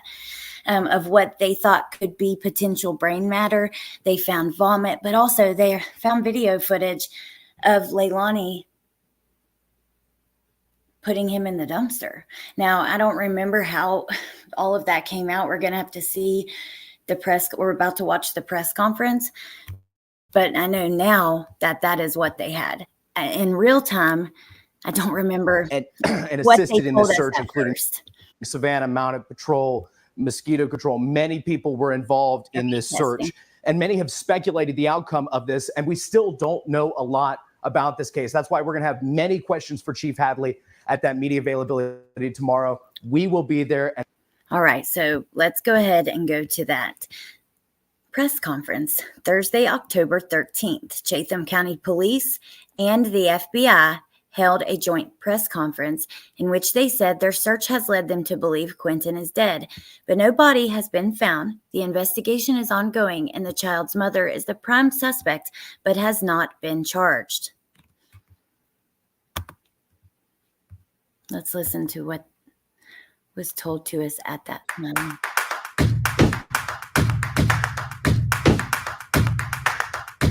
Yep, she went to Azalea. The dumpster was at Azalea Court. I don't know. It started with Azalea. I think it's in one of the articles I have at some point because I remember like seeing it last night when I was going through some of this. Okay.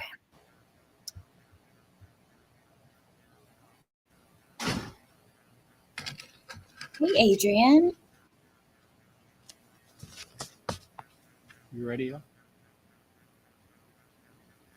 right, good afternoon.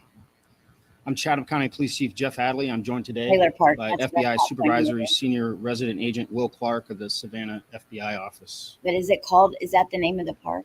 As you know, our investigation over the last 8 days has led us to the heartbreaking conclusion that 20-month-old Quentin Simon is deceased. We have named his mother, Leilani Simon, as the primary suspect in Quentin's disappearance and death. We have not made an arrest or filed any charges at this time. From the moment we received a 911 call reporting Quentin missing, we have conducted an exhaustive search for him. Sadly, we still have not found Quentin. But our search and our investigation will continue, and it will continue with every available resource we have in order to give Quentin's family closure and see that justice is served in this case. I would like to thank the FBI for their invaluable expertise and assistance during our search and for the help they will continue to provide moving forward. We know that millions of people fell in love with Quentin Simon the moment they saw his face and learned of his disappearance. We have seen the outpouring of love and concern for this child and the outpouring of grief at the latest developments in this case. I know, Jenna. The men and women of the Chatham County Police Department share that same sadness, but we also feel very determined to keep working as hard as we can and for as long as we have to find Quentin. Now, Special Agent Clark will have some comments, and then I'll return with some closing statements.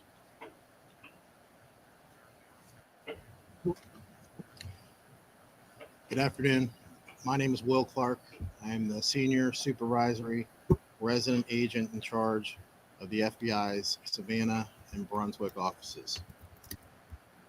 From the moment the FBI became involved in this investigation, our primary goal was to assist the Chatham County Police Department in bringing Quentin home and holding anyone responsible for his disappearance accountable. To the Chatham County community, our heart breaks along with yours in trying to comprehend what we believe happened here.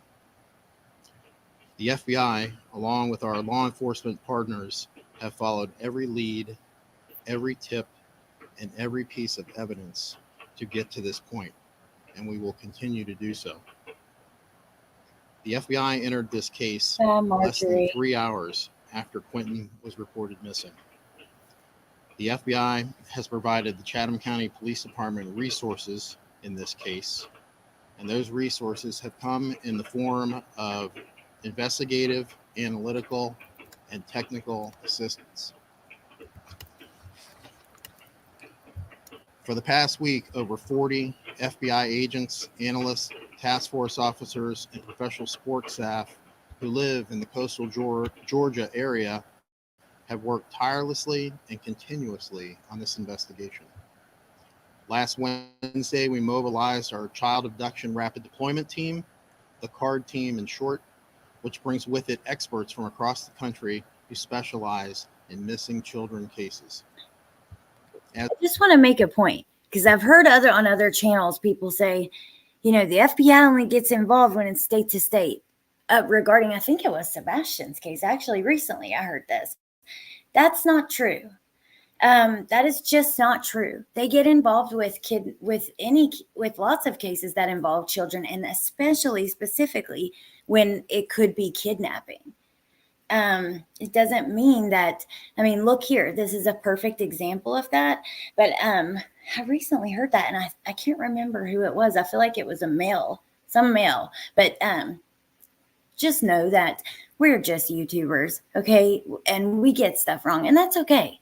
But that's just not true at all. This is a great example of that, and just made me think. Also, regarding the potential brain matter test, did send me a clip of the article, and that didn't come out till way later. But after this press conference, I will show you that, just since it was mentioned in the beginning, and we were kind of confused on that. After we hear the rest of this press conference. As needed, and as the investigation continues to progress, the FBI stands ready to deploy additional resources. In closing, we share the sorrow felt by millions and pledge every resource to assist the Chatham County Police Department in finding little Quentin.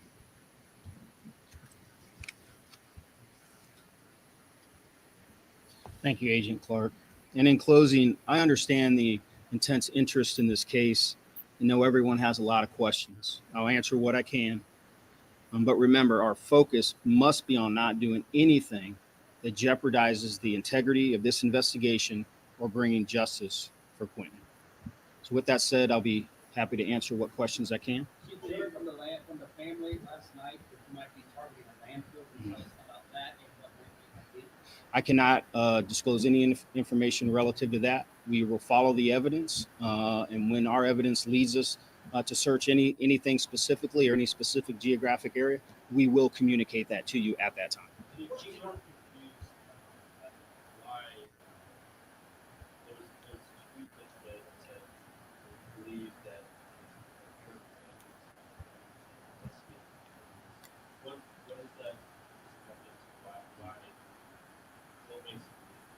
I cannot get into any specifics relative to evidence. What I can say is the evidence that we have so far, based on multiple search warrants and interviews, has led us to the conclusion that Quentin is deceased. The investigation doesn't end, right there. We will continue to investigate this until its final conclusion.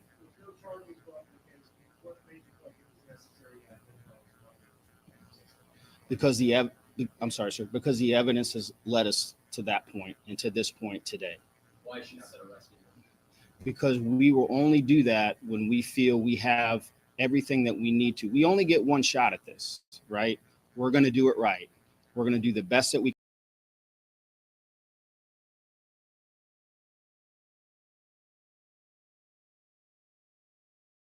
Whoa, my bad, you guys. So Mark says FBI will get involved or provide resources if the local agency asks for it. Sorry, I didn't mean to boot us off of there. Feel comfortable in counsel with the FBI and the ADA. That's when we will reach that conclusion. Is anyone else being considered for criminal charges? At this time, no. The evidence in the case has led us to this conclusion.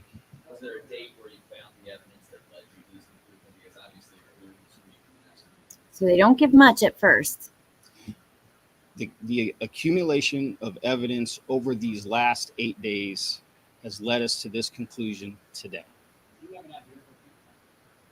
We do not have any specifics at this time. I can't answer that question with any level of specificity. Do you know where Leilani's other 2 children are? I can't answer that question. Do you know where Leilani is? I don't know where she is currently today.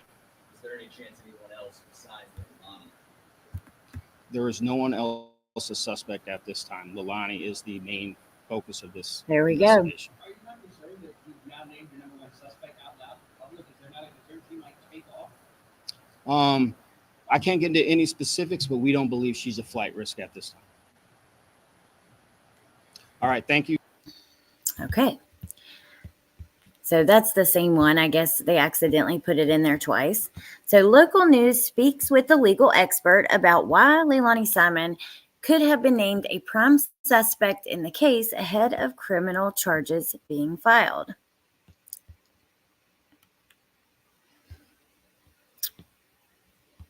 I suppose we should watch all of them, so I'm going to play it regardless. I know there's a lot of little news videos, but I'll try to skip past anything that.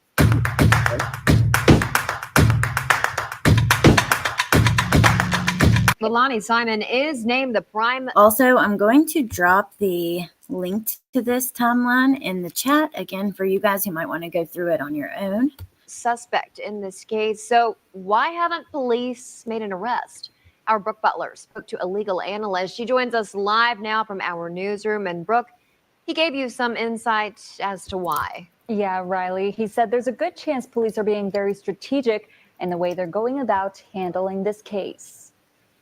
The fact that she's not been arrested, at least not yet, tells me that they are working very carefully to cross their T's and dot all of their I's. Police have yet to arrest Leilani Simon in the disappearance of her 20-month-old son, despite naming her the prime suspect. Legal analyst Philip Holloway says the reason she's free may have to do with the fact police haven't found her son's body yet. They need to find the remains if they can, because even though it's not required to have a body to prosecute a murder under Georgia law, it is always better if they can identify a cause and manner of death. He says police may also just be making sure their case is rock solid before moving forward with an arrest. If they make mistakes now, that could actually jeopardize the long-term success of a prosecution where they have to prove somebody's guilt beyond a reasonable doubt. And we should note, Chief Adley told reporters Thursday they don't believe Simon is a flight risk. Holloway says that means she may not have the means to travel, or it could mean investigators have taken steps to ensure she won't go anywhere. It's possible that... I don't know what's good. I just want to say this. I'm not going to draw too much attention to what's happening in the chat. I think that everyone here means well, and there may be a misunderstanding, and people are free to voice how they feel about things. But I know for a fact that everyone here means well, like I said, and I just want to really keep it at that, and just know that this is a really sensitive subject to a lot of people, and we can just keep it pushing and keep it about Quentin, which is what we're here for. Let's just try to be sensitive to each other, but also understand that, again, for the third time, sorry to be repetitive, but seriously, I know that everyone here means well and has the best of intentions. They have maybe taken passports and things that would prevent someone's ability to leave. So they've got their reasons. So they've got their reasons for deciding that she's not a flight risk. At the end of the day, Holloway says, from a legal standpoint, what police are doing now could help prosecutors should this ever go to trial. They know that a prosecutor is going to have to get into court at some point in the future and prove this case to a jury satisfied beyond a reasonable doubt. And Brooke, how unusual is it that police would name Leilani Simon the prime suspect but not arrest her? Riley, Holloway says it's definitely not common. He says the tendency nowadays is to instead call someone a person of interest. To say Simon is the prime suspect, it tells him that police must have strong suspicion against her, Riley. Okay, so Friday, October the 14th, the Chatham County Police Department announces they don't believe there will be any searches for Quentin through Sunday. Investigators will continue, however, to gather and analyze evidence during that time. At this time, this memorial starts forming outside Quentin's home, and it got big. We'll play some so you guys can see it. There you go, Mo. Exactly. Right now, there's a growing memorial outside the Savannah home where little Quentin Simon was last seen. The toddler was reported missing by his mother 9 days ago. She's now listed as the prime suspect in his disappearance and presumed death. I feel sick to my stomach even just riding by. Tributes for 20-month-old Quentin Simon are piling up outside the home he was last seen. I saw on Facebook about the little memorial that people have started doing this, and I wanted to come out, and I think we might go grab some stuff to come put out here too. Austin Somerton and April Watring brought a bush that attracts butterflies with the goal of showing there are people all across the area who love and care about Quentin and are grieving his loss. Because it breaks my heart. It's not, I've never met this kid a day in my life, and I just don't understand. Chatham County Police announced Friday they don't believe there will be any searches for Quentin now through Sunday, but investigators will continue to gather and analyze evidence during that time. It's just so devastating. It breaks my heart. Quentin's mother, Leilani Simon, has been named the sole suspect in the case. She still has not been arrested or charged. That's something community members we spoke with hope to see change. I'm hoping that, he will get justice as he deserves. In the meantime, this case has truly touched so many people, and especially community members, and that's what, and I know that people can be sensitive over it. We all have a lot of feelings and a lot of love for it, but it's all about this little boy right here. You know what I mean? And that's what we're going to keep it about. Look at the community showing up, bringing stuff to this memorial. I mean, people were deeply affected seeing his little face and hearing what's happened. So Tuesday, October the 18th, police and the FBI say Quentin's remains were placed in a dumpster and taken to a nearby landfill. Now, an extensive search of the landfill is underway in the hopes of finding the child's remains. See that picture behind Chief Hadley there? That's what I was talking to you guys about when I showed it to you at the beginning. I think he explains it in this press conference. Let's listen to what he has to say. At Fair and Fair, we do big things. We take on the tough fights. And for over 40 years, we've proven we can win the big cases. Caring, understanding, and hard work. That's how you win. She has some addiction issues for sure. Okay. Look at that baby.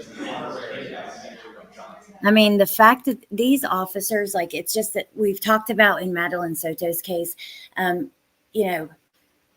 they did such a great job with that investigation.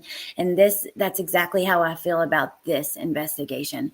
You can tell that they absolutely had their entire hearts in it. There's a lot of spotlight. People pay a lot of attention when police are bad, like with Karen Reed. But we can't forget that, most are not like that. And most of them are putting their blood, sweat, and tears into this. They literally spend 18 hours a day away from their families. Think about that. 18-hour days these officers were working. That leaves 6 hours to sleep, eat, see your family, shower, whatever. I mean, they literally put their whole heart into it, their soul into it. And I appreciate that so much. They really did care so much, Tess. Yeah, it just means a lot to me when I see that. It really does. Oh, and Mayla's mom, don't worry. You should fall asleep. It's your birthday. I'm glad that you're back. Okay, let's have a listen to this. Mic check, testing 1 2 3 4 5. Level check, test 1 2 3 4 5. Mic check, testing 1 2 3 4 5. Level check, test 1 2 3 4 5. Is somebody back there getting that? Level check. Goodness gracious. Just leave it since it's...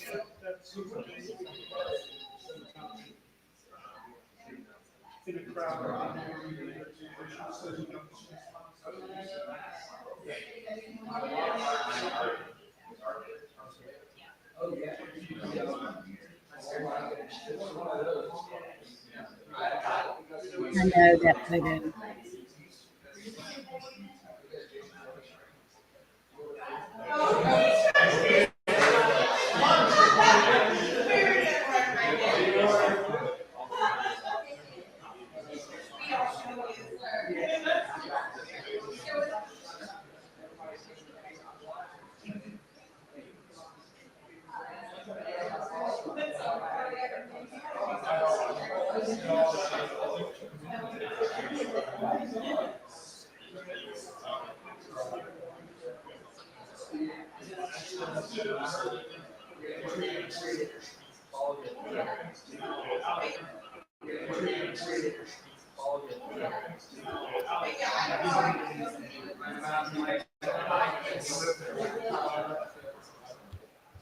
Pretty loud in there. Don't know how long until it gets started, so I don't want to make you guys sit there forever through that. Let's see. All right, here we go. Good morning. Now, remember, at this point, all they had said was she is the prime suspect. They didn't really expand on why. Chatham County Police Chief Jeff Hadley, and I'm joined today by FBI Senior Supervisory Resident Agent Will Clark from the Savannah office. Chatham County Police Department and FBI entered a new phase in the search for Quentin Simon. A short time ago, we began what will be an extensive search of the waste management landfill located here in Chatham. Extensive search of the waste management landfill located here in Chatham County. As with every step we have taken in this case, the need for this search was based on where the evidence led us. We have spent the last several days preparing and the investigators. And I would like to thank, for a moment, Chatham County Sheriff's Office, Sheriff John Wiltshire, Chatham County Emergency Management Agency, Savannah Police Department, Savannah Fire Department, Chatham Emergency Services, and many other agencies that have assisted in getting us prepared to begin our search of the landfill.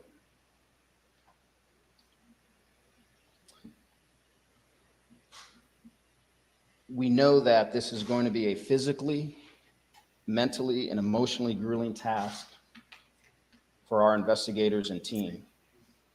Yesterday, our team posted this picture of Quentin here on the wall of this operations center as a reminder of who we are searching for and why we continue to work.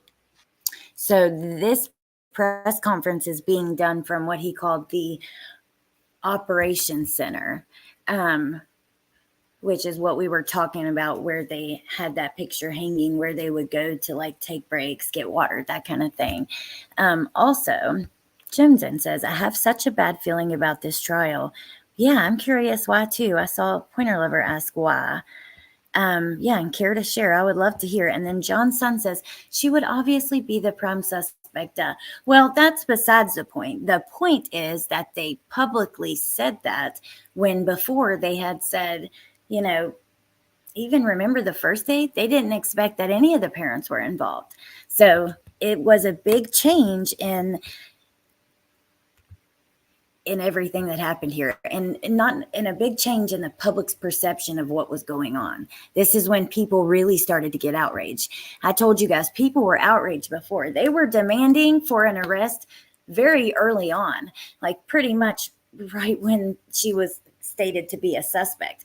But when this search is going on, which was grueling, I mean, they searched. I have pictures, actually. I'll show you rather than tell you. Actually, they also, I think, have this drone video here we're going to watch. But, you know, it took some time. There were some people, you know, people who worked at other landfills and stuff who said, I won't be surprised if they find nothing. And thank God they did. It's truly a freaking miracle because, you know, not to be graphic, but trash is compounded.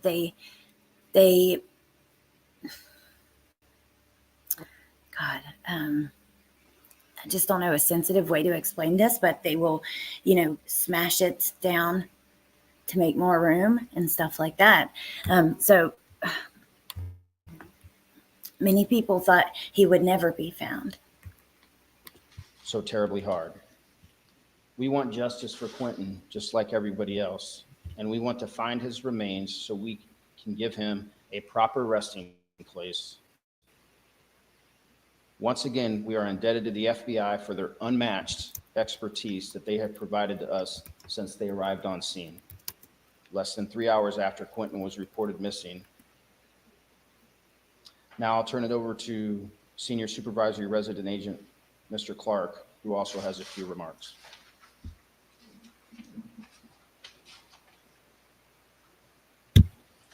Thank you, Chief. Joneson. Good morning, everyone. My name is Will Clark. As the Chief said, I'm the Senior Supervisory Resident Agent of the Savannah and Brunswick offices of the FBI. Throughout our process here, our goal has been to bring Quentin home and to hold anyone responsible for his disappearance accountable. We, along with our law enforcement partners, go into this process with heavy hearts. We did not want to end up at this point, but the evidence has taken us here. We're not just randomly searching this landfill. We have evidence, specific evidence that leads us to this large property. To help in this search, the FBI has brought in specialists from Quantico, Atlanta, as well as all of our personnel here in the greater Savannah area. The FBI's evidence response team, which has experience in landfill searches like this, is heading up part of this operation.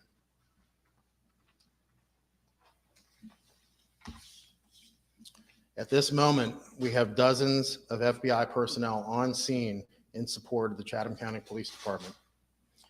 We will have Chatham County and FBI personnel in the landfill each day, conducting a systematic search of the debris. This will be a complex and strenuous effort.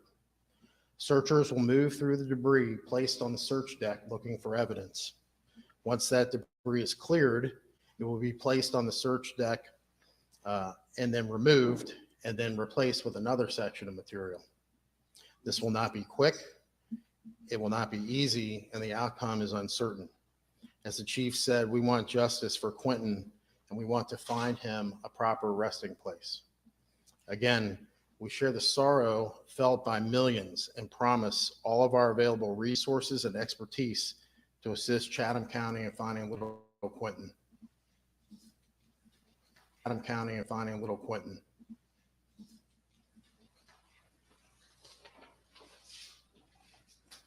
Thank you, Will. Now we'll take a few questions. The evidence has led us to this place at this date and time. Anything specific you can tell us? Nothing I can tell you specifically. Chief, what day did you think you would come to this landfill? Is this something you knew last Thursday, last Wednesday, last Tuesday, or yesterday, or this morning? Agent Clark's going to answer any questions about the landfill. We've been reviewing the evidence throughout the duration of this investigation. We've been following the evidence where it has taken us, and the evidence has taken us to this landfill. The efforts to undertake this landfill search have been several days in the planning. We brought in experts in landfill searches to guide us to the specific area where we'll be searching. Like I said in my comments before, this is not, we're not searching the whole landfill. We have a specific area where we are looking. I hope so, Mark. She's pleading not guilty. Done this before. Is this an area that you've now gridded off? There's no more trash coming there. And it's away from anything new coming in? Yes. And is that because of where this trash specifically came from? Yes. And then for the chief, if you don't mind. Sure. You know, we talked to you 2:30 the Wednesday that you went missing. You were so hopeful in this. And your tones changed. You almost sounded like you were about to choke up there. What's the emotionally drained? As investigators, as agents, just can you talk about how hard this case has been? Yeah, you're trying to get me to cry, I think. See what he said, you seemed so hopeful the other day, and now you sound like you're just about to choke up and listen to. But it has. You know, we had a meeting yesterday, and to look across the multitude of people that are here, and to feel and see their emotions, and but that's coupled with determination and dedication. so we can find little Quentin and provide him a proper resting place. Little Quentin and provide him a proper resting place. It does take its toll. There's a lot of time, energy, and effort that goes into not only the investigation, to be able to provide the proper resources for the search teams and the investigators so we can reach a conclusion at some point. There's a large order of magnitude that has been brought to bear here for this. And I'll say it again, I can't thank the FBI enough for all that they have done. They have been tremendous and phenomenal. And you know, this is obviously is a criminal investigation now. If it was a missing person, then there's no way that it's not, right? No one's been charged? No one has been charged. Why has no one been charged? Because we're not ready to charge anyone yet. We still have work to do. We still have an investigation to do, and we are not going to do anything preemptively that would harm future prosecution, where I'm standing before you 6 months from now talking about a flawed investigation or talking about why we did this and why we didn't do that. I believe in our investigators. I believe in the expertise that we brought to bear here. We are tracking in the right direction. And wait until all of this timeline is done and I show you one of the most recent updates on Leilani. You guys are going to be just furious. But we're only going to do that when we're ready After to do that. seeing all this and knowing. No. Chief, is this landfill the only place that y'all are going to be searching? Yes. You mentioned, of course, that this is going to be a large scale, really strenuous operation. Do you guys maybe have a big idea of how long you think it'll take? Hey, Gypsy. It's kind of up to what happens, but as Agent Clark said, this is not going to be quick. This is not going to happen within a day or so. We are here for the long haul. Was it 6 weeks? I don't know why I'm thinking 6 weeks. Either 4 or 6. We don't need to be here anymore. That it took. Let's back up a little bit in this investigation. We don't need to be here anymore. Chief, let's back up a little bit in this investigation. One thing that never happened was It didn't meet the criteria of an Amber Alert at that time. Why so? I don't know I'd have why to go back and it look like at the that. exact criteria, but we didn't have any specific information about an abduction. We didn't have a suspect for an abduction. Absolutely. We didn't have Yes, we vehicle did. description or anything like that. And 42 Amber Alerts are days. very prescriptive Okay. in terms of when you can About issue them. 6 And we weeks. didn't have that information at that time. Exactly 6 weeks. It's tough, but you know, we understand that, you know, it's necessary. This is the work that we do, you know, albeit emotionally draining, albeit tough, albeit difficult. But this is what the community asked of our I'm law so, enforcement officers. I want to clarify something, Chief. I'm sorry, but how the hell do you throw your child in the damn dumpster? How? Let's just say an accident or something happened. Like, that's your baby. Their body is precious. They are precious. I just don't know how you could ever fucking make your hands like work. Do that. It's really frustrating when you actually think about it and what she did. And like, for me, like, even the hair on my baby's heads is precious. Okay. Like, I just cannot imagine. I don't understand. It was asking a question earlier. Infuriating. Do y'all believe that Quentin was brought here and thrown in the Oh, landfill, Amy, or I'm so sorry. thrown in the trash and then ended up in the landfill? We believe that he was placed in a specific dumpster at a specific location, and it was brought here by regular means of disposal. I can't answer that. Is Leilani Simon still the only suspect? She is. You mentioned the other day you didn't believe she's a flight risk. Oh, yeah, she is. That has not changed. How hopeful are you that you'll find Quentin's body? I have every belief that we will find his remains here at the landfill. Do y'all know He was where right. Leilani is today? And I don't mean right at this actual moment, but do y'all know where she is? I believe she's still here in Chatham County. We do not believe she's a flight risk. And again, I'll ask one more time, what makes you believe she's not a flight risk? I can't get into that. Okay, thank you. Y'all have a great day. My goodness gracious. All right. So here's some drone footage of the search at the landfill beginning. Now look at this. So it's, you know, they have to separate the trash as well. Let me play this drone footage. Hopefully we don't get a stupid ad. Of course we do. Wait. At Farrow, we do big things. We take on the tough fights. And for over 40 years, we've... Whatever. Look, I appreciate them working on putting this timeline together. It is really nice to see all the news reports and stuff as they happened. But so this is just drone footage. There is no audio.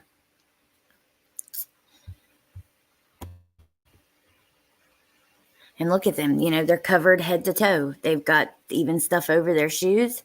And yeah, I just can't imagine this is not an easy job. And yet you have all these people filling up the streets, make an arrest now. I mean, what the hell? Who do they think they are that they know better than, I don't know, people who actually do this for a living and are out there doing this search, or the chief who's a part of it, or I don't know. It's just absolutely ridiculous. So then let's go to this news report, because they do have some good photos and stuff of what was happening there too. Pretty sure, because remember when all this was released to us?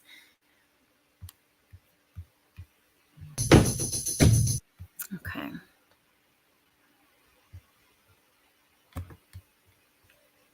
Off the landfill search for Quentin Simon. The photos. It's been nearly 2 weeks since someone last saw the 20-month-old. Our Andy Cole joins us now live from El Scottsdale Park, where investigators have set up a new command center. And Andy, police are now saying Quentin is likely at a nearby landfill. Yeah, good evening, Shannon. Chatham County's police chief says he has, quote, every belief that Quentin will be found somewhere in that landfill. But a search like that, it's not easy. It's going to take dozens of people, many, many days. And the outcome, in the words of the FBI, is uncertain. Do y'all believe that Quentin was but Kimberly, and thrown in the you're landfill? right. I've thought about that before when I'm talking about Chris Watts. You know, our brains don't work that way. We simply will never understand how a person can, I don't know, put their child in an oil tank or in a dumpster. Look at that baby. I only muted because we just listened to the press conference. I really more so want you guys to see the images that were put out, the videos that were put out, that kind of thing. But yeah, we won't understand, but it's still hard for me not to go there and not to wonder. I'm way too invested and need to look at chat. 22-year-old Leilani Simon, Quentin's mom, was named by CCPD as the prime suspect. She hasn't been charged or arrested. Police say it's because they aren't ready. Do y'all know where Leilani is today? And I don't mean right at this actual moment, but do y'all know where she is? I believe she's still here in Chatham County. We do not believe she's a flight. Okay. And again, I'll ask one more time, what makes you believe that she's not a flight? Now, Wednesday, October 19th, the search continues at the landfill.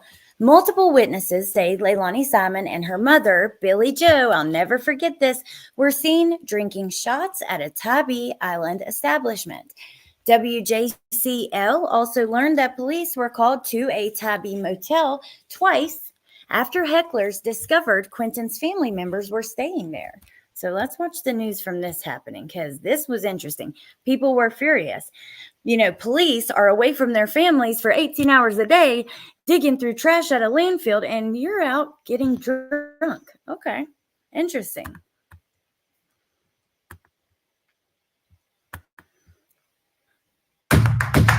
Really frustrating.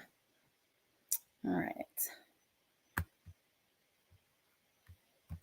Well, today marks 2 weeks since Savannah toddler Quentin Simon was reported missing, as investigators continue to search a Chatham County landfill for his body. Now, we've learned new information about the whereabouts of his mother, the prime suspect in this case. Brooke Butler reporting from the nearby command center. She has new insight tonight about where the prime suspect's mother, Leilani, was recently seen. We want justice for Quentin, just like everybody else. As investigators wrapped up their first official day of searching at this Chatham County landfill, Quentin's mother, Leilani, and grandmother, Billie Jo Howell, were spotted miles away on Tybee Island. The host of a popular bar and restaurant tells me they were taking shots at their establishment and being, quote, very loud.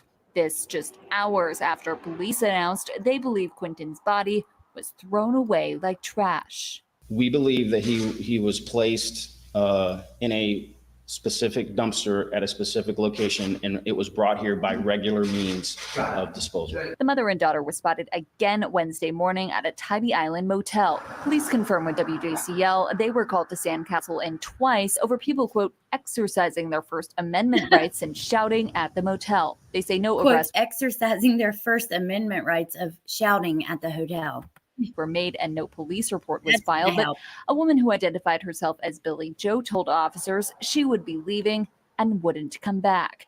When we were there at around 1 in the afternoon, there was no sign of the two. But police don't believe Leilani's a flight risk. As for why she hasn't been arrested yet, Because we're not ready to charge anyone yet. We still have work to do. We still have an investigation to do, and we are not going to do anything preemptively that would harm future prosecution. Now, it could take investigators days, weeks, even months to find Quentin Simon's remains, but they're determined to do so he can get the final resting place he deserves. My God. I just remember watching all of this. So Friday, October 21st, Chatham County Commissioners approve a reallocation of funds to cover $250,000 in expenses from the search. Then we have some protesters arrested. I remember this. Let's check it out. So this is some of what was happening outside the house. And there, there were arrests of YouTubers that were there fighting with each other with other protesters. It was a whole shit show. Here we go. 4 people are facing charges tonight. They're accused of disorderly protesting outside the home of Quentin Simon. We've reported the 20-month-old disappeared back on the 5th. That's 2.5 weeks ago. Chatham County Police have named his mother, Leilani Simon, the prime suspect in his death, although she has not been arrested. Investigators will continue searching a Chatham County landfill for the boy's body tomorrow morning at sunrise. Now, an update from our Andy Cole, who's learned the police chief is moving these protester arrest cases to the next level.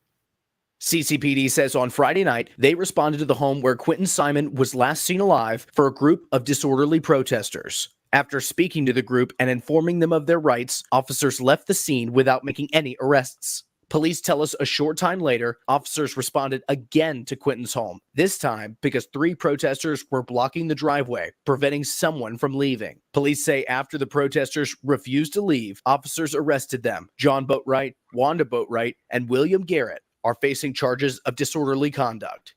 Saturday, another protester was arrested after police say they banged on the doors and windows of Quentin's home.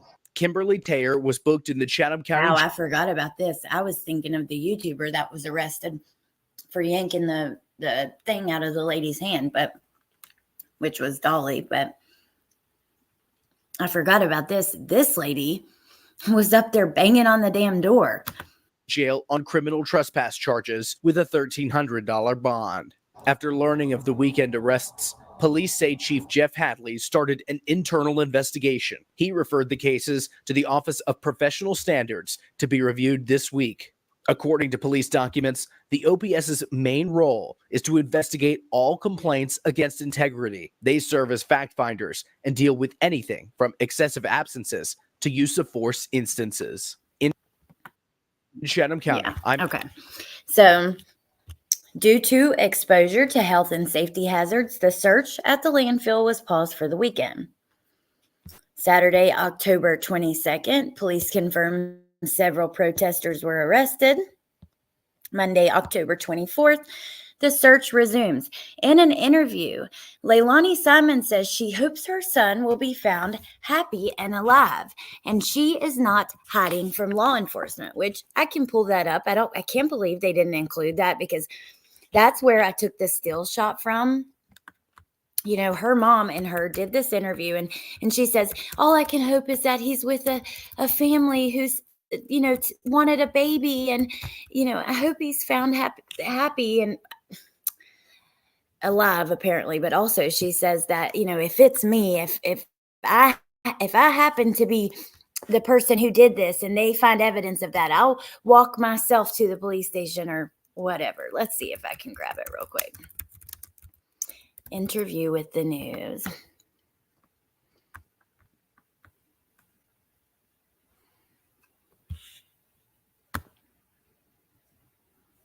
Let me see here.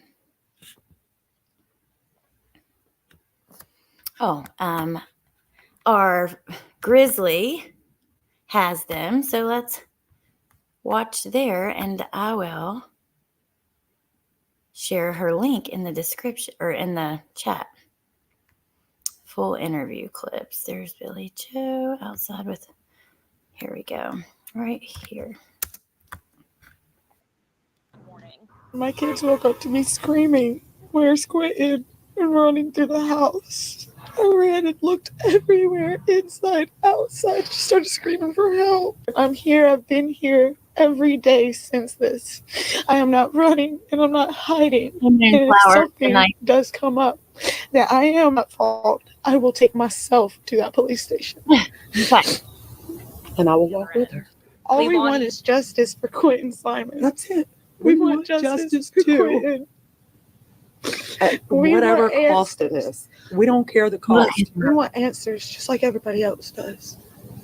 At the end of it all, we love you, baby Q. Oh, God. My little monkey, and we want him home. We're in limbo.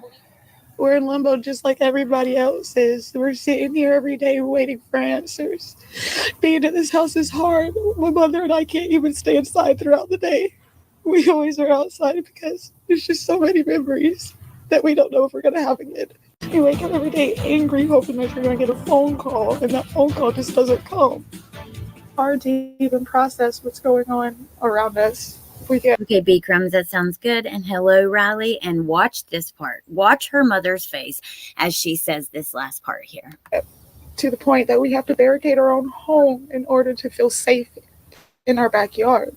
Because we can't even process what's happening everywhere else or even have the time to do so. I can't even walk out and appreciate my own son's memorial or put down the gifts that I got for him.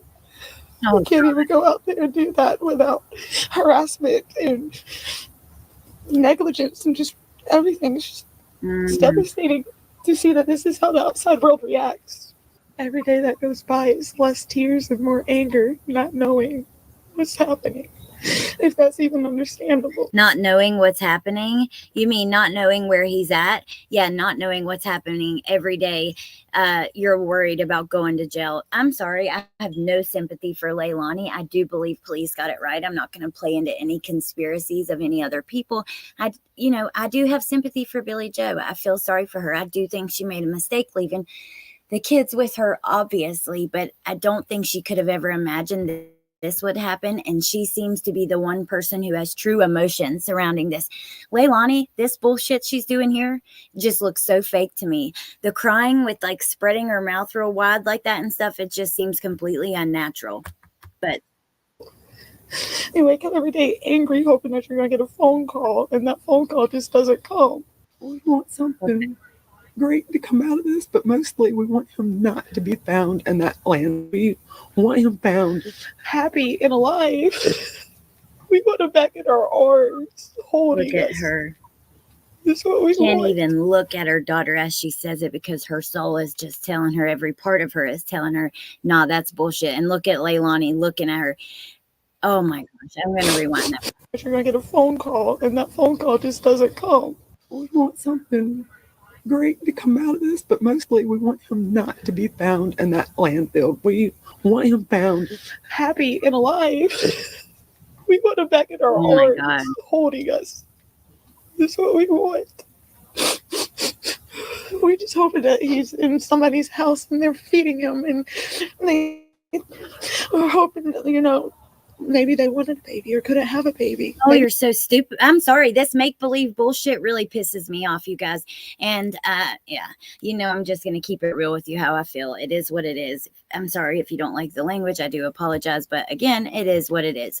And yes, he was supposed to go to a babysitter's that day. But Danny actually called, and if I'm not mistaken, I think it was Danny that called the babysitter and said he wouldn't be there. I'm sure Leilani told him to. And I'm sure police will find evidence of that and show us that at trial, considering he left for work at 6 a.m., called the babysitter around 8. I would say at some point there might be a call or a text from Leilani telling him to please do that. Maybe they thought they were his we savior. shall see. Well, it's not, and they're feeding him back in our arms, holding us. That's what we want. We're just hoping that he's in somebody's house and they're feeding him, and we're hoping that, you know, maybe they wanted a baby or couldn't have a baby. Maybe they thought they were his savior. Well, it's not.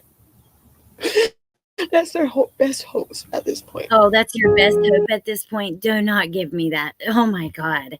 Again, I'm going to drop this link, Grizzly. I couldn't find it. I guess it's on their webpage, the News's webpage, but Grizzly has the clips uploaded here. And I'll add it to the description. If you're watching the replay, you can find it there. So let's go back to the timeline. So that happened October 24th. October 26th, Chatham County Police Department issues a statement on the ongoing search. We are now 3 weeks into our search for Quentin Simon, and finding him remains a top priority for the Chatham County Police Department. We are committed to giving Quentin the professional, detailed, and thorough investigation that he deserves. Thanks to the expertise of the FBI, who is on the ground with us within 3 hours of Quentin being reported missing, we have had the advantage of using every investigative and technological tool available.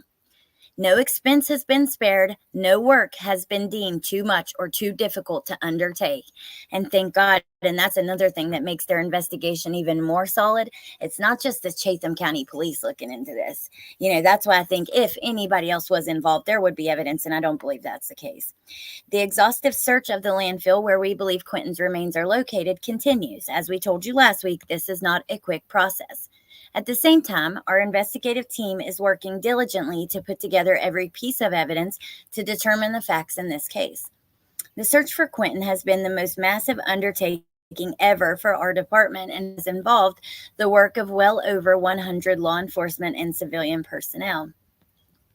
And then they thank a bunch of different agencies that have helped in the search, and there are many of them. So on Friday, October 28th, they share additional photos from the search. Look at these. These are some that I was thinking about when I told you guys they released photos of the search. Look at this. Look at all the trash they're going through.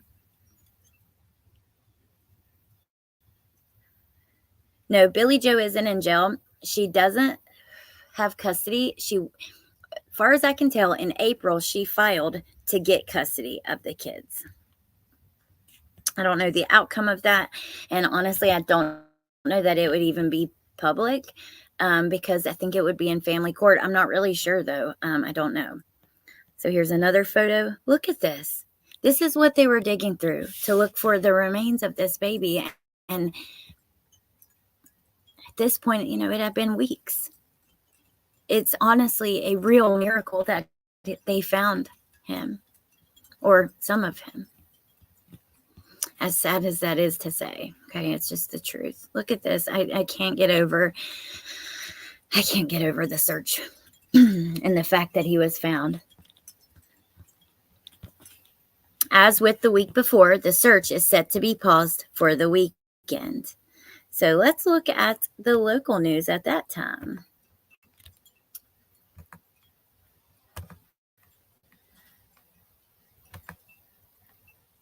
I told you guys it was going to take a while to get through all these videos, but I wanted to go through them. Little Quentin Simon went missing. There's been a lot that's happened over the last 23 days.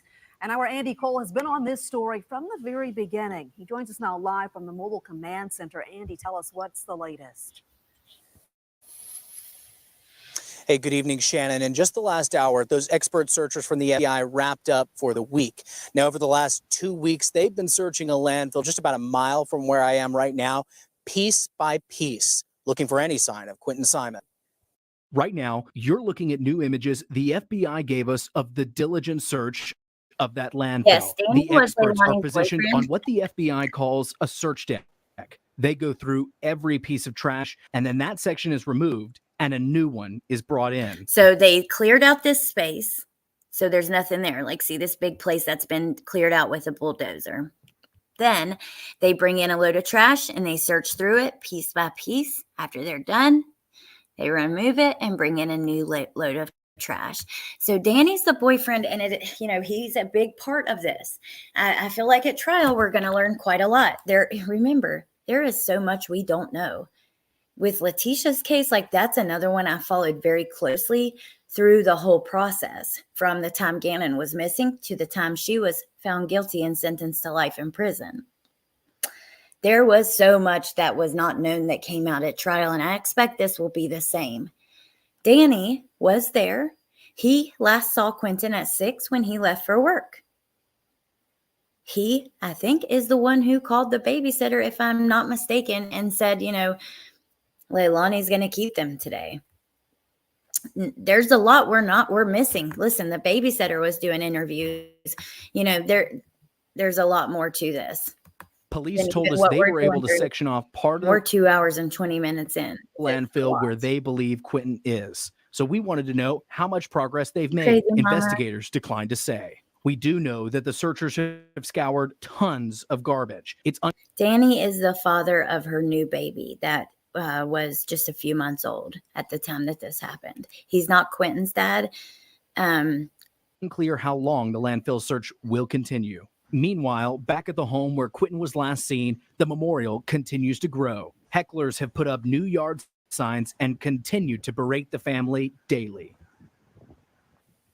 And Andy, have you heard from Quentin's mom at all? Here we go. Yeah, I went by the home where Quentin was last seen alive, and to my surprise, Leilani, Quentin's 22-year-old mom, and his grandmother, Billy Joe, were outside on some lawn chairs. Told you guys. Sitting out in their lawn chairs, yelling back at the protesters. And before we hear what he has to say, I want to read Mark's comment. This is so interesting to me. He says, I personally think they left her out on purpose. Her actions after being named a suspect takes away from her defenses.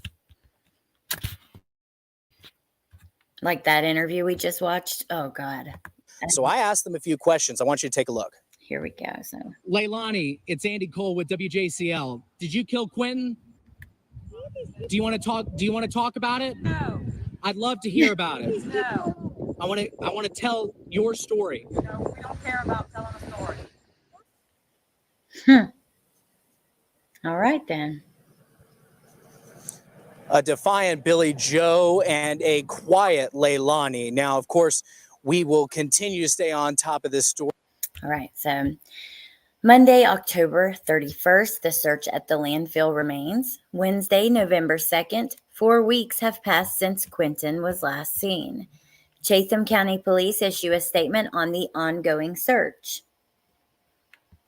4 weeks ago today, we received the call that would spark the largest search and most far-reaching investigation in the history of the Chatham County Police Department. It was the call that little Quentin Simon was missing. And look here at their little station where there's wipes. I guess they're digging through small parts of trash here. That's kind of what that looks like with the trays. You guys correct me if I'm wrong, if I have that wrong. And you see that photo of Quentin there. That's what they have to remind them what they're doing it for. This is what they're doing it for. So Quentin's paternal grandfather is killed by a hit-and-run driver in Burke County. Let's watch this. This was all part of the news, as you're following this live as it's happening. This is all part of kind of what we were hearing and learning about as we're County deputies say the grandfather of missing Savannah toddler Quentin Simon is dead following a hit-and-run crash. Deputies say it happened early yesterday morning. Henry Moss Sr. was found lying off Highway 23 between Claxton Road and Birmingham Landing Road. A reward is being offered for any information that leads to an arrest. Oh, sorry. No. Thursday, November 3rd, following yet another arrest outside Quentin Simon's home, Chatham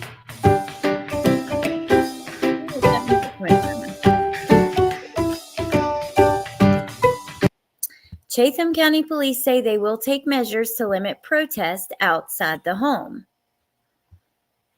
There's old Familiar face. Let me just play it. You guys can see, okay? Of course, we have another ad on this. They're all embedded into the website. I have you see them, but these are different. These videos are embedded into the website. Also new tonight, police and hecklers clash outside Quentin Simon's home. And the Chatham County Police Chief says that these That's the hecklers difference, outside of Quentin's home have turned the case into, quoting him now, a money-making circus. Our Andy Cole joins us live now from outside of police headquarters. And Andy, you even talked to one of the hecklers tonight and asked him about the chief's comments. Yeah, good evening, Greg. It's been more than a month since Quentin disappeared.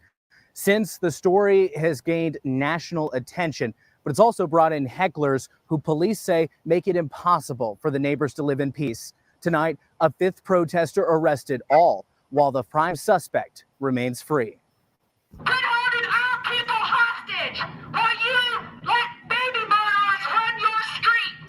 Holding people hostage. So you guys, I'm just going to tell you what happened. Dolly Vision was outside arguing with another protester that was there, or people that showed up, against the protesters. Okay. He yanked something out of one of the women's hands and he goes to jail. They are protesting. That footage there is them protesting at the jail, mad that he was arrested, but Leilani had not been arrested. Heckler is in jail, arrested, all while the prime suspect remains free.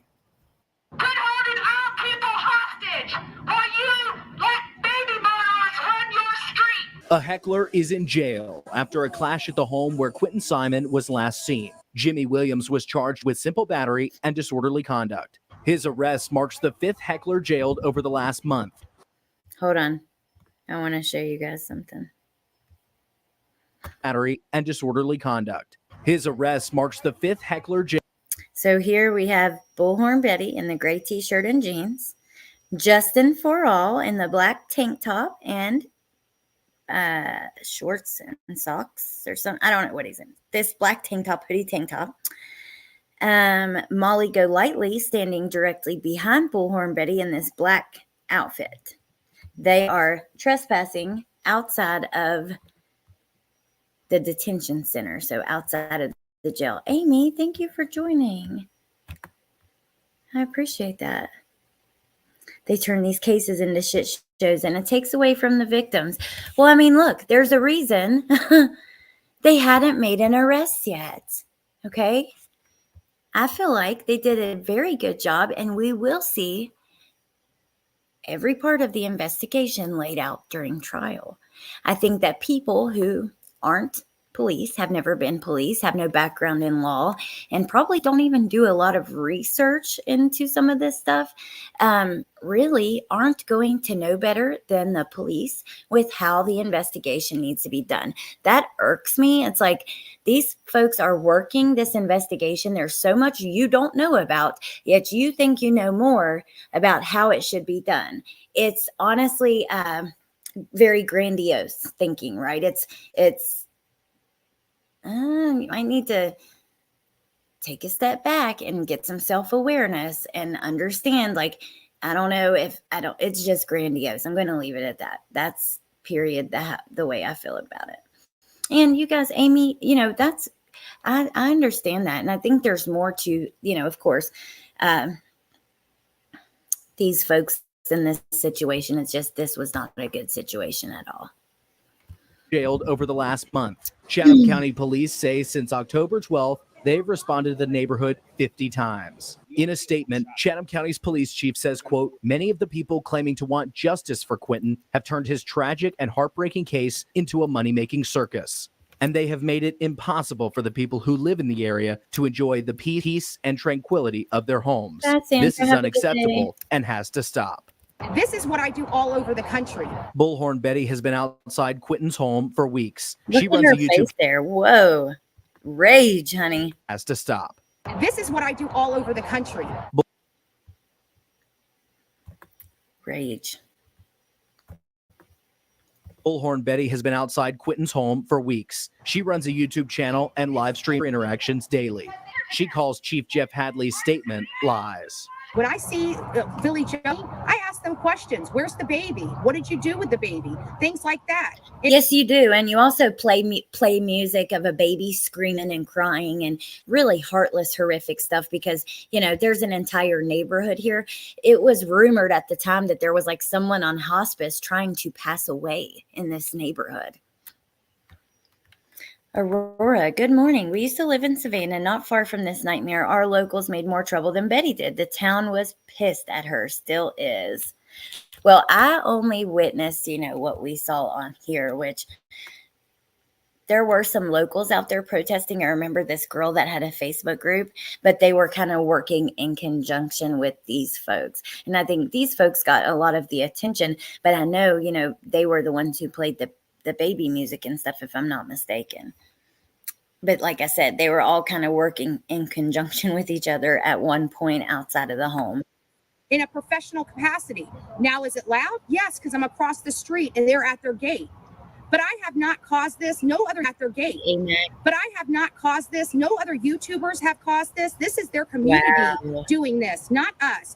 Chief Hadley said that over the next few days, police will unveil new measures to minimize. That was the woman who was there that Dolly yanked the thing out of her hand right there in the burgundy. And this is just a situation at the time. Unfortunately, it played a role in how this investigation happened and what we were being told. Maybe not necessarily the investigation into what happened to him, but they certainly were part of how it was all being relayed to the public.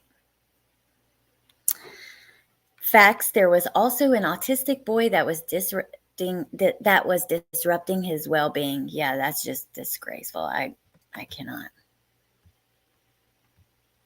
Thank you, crazy mama. The disruption to the surrounding neighbors. Bullhorn Betty, however, tells me she isn't going anywhere. And I absolutely plan to come back to that house tomorrow because I will not be intimidated by some police chief.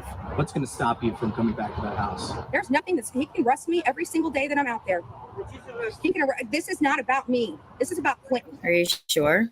Because I know that these folks were making, there were lots of people watching, lots of coffees and meals and cash apps and all kinds of stuff that took place with this. You would not catch me dead doing something like that. If I wanted to make a difference, maybe I would work on some sort of legislator work, trying to talk to congressmen, work with police. I don't know, but I just don't know how this helps. And, I can see where protesting would be necessary. I just think at this point, they were doing their best. They were searching, 18-hour days at a landfill, or at one point, the police were working 18-hour days. Still long days at this landfill trying to get evidence. So regardless, we're going to continue. Thursday, November 10th, the landfill search was suspended because of a tropical storm named Nicole. Monday, November 14th, Chatham County Police released a statement saying, as work resumes on the landfill search, there is no scheduled end date, but the search has been physically, mentally, and emotionally burdensome on the dozens of law enforcement professionals who are working to find Quentin's remains. Friday, November 18th, Quentin Simon's babysitter holds a candlelight vigil in his honor. Let's take a look at this.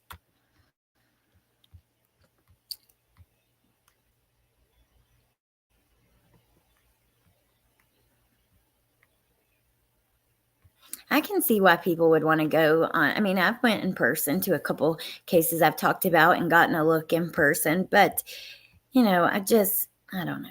It just wouldn't be something I wouldn't. No matter how you've been hurt. I don't think it necessarily actually really makes a difference in these situations where they're already doing everything they can. We've seen this ad only 1,500 times. There was also, hold on. Holding a vigil for Quentin Simon.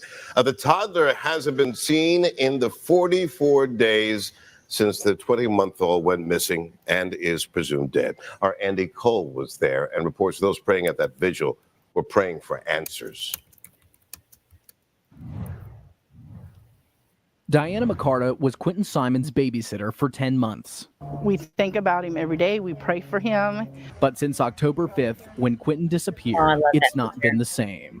It's been really hard to come outside and look that way and not see Quentin. Friday night, McCarta and 3 others, heartbroken over Quentin, invited the community to a candlelight vigil. I feel like that Quentin deserves this. You're right. The male YouTuber who went to jail was holding a sign that said, "Leilani, will you marry me?" in a Ninja Turtle costume. Feel like that he deserves to have something done in his name. And it's always good when you can get together and pray. In Jesus Christ's name we pray these things. Amen. Amen. The crowd of a couple dozen gathered just feet from where Quentin was last seen. While police weren't stationed for the vigil, they were seen lurking near the group. There's no wonder why. The last 44 days have been difficult for everyone living on Buckholter Road. We've been through things. I just think that it's awesome that so many people still have love in their hearts and they can come together and show love for Quentin the way they are. 10 miles away, FBI experts wrapped up another week searching for Quentin's remains in a landfill. Police Chief Jeff Hadley told county commissioners Friday that they would continue scouring the dump until at least December 9th. In the meantime, those at the vigil are praying. I personally think Chief Hadley couldn't have done a better job. I really do. I think he did an excellent job. I don't know, Brandy. I'm really not sure about that, of why that particular costume. Aurora, I know. This is on the website too. There's no skidding around it because, like I said, I do have YouTube Premium, but these are embedded in the site. Kelly, thank you for being a member for 2 months. Justice for baby Quentin. People need to remember this beautiful baby, not make his memory a circus. I love the Betty thing. It cracks me up, the BEDDY. Courtney Dawn, good morning. All right.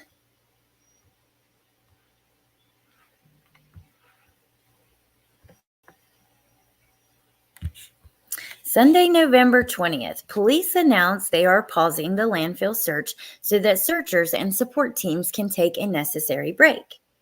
The pause coincides with Waste Management holiday schedule for the week. Monday, November 21st, preliminary findings show the remains found at the landfill are human. Authorities believe the remains are that of Quentin. Leilani Simon is charged in the murder of her missing toddler, as well as concealing the death of another, false statements or writings to conceal facts or fraudulent documents in matters of government, and false reports of a crime. So she's charged November 21st. As soon as remains are found, and those remains they do a preliminary test to show that they're human remains as soon as they know that.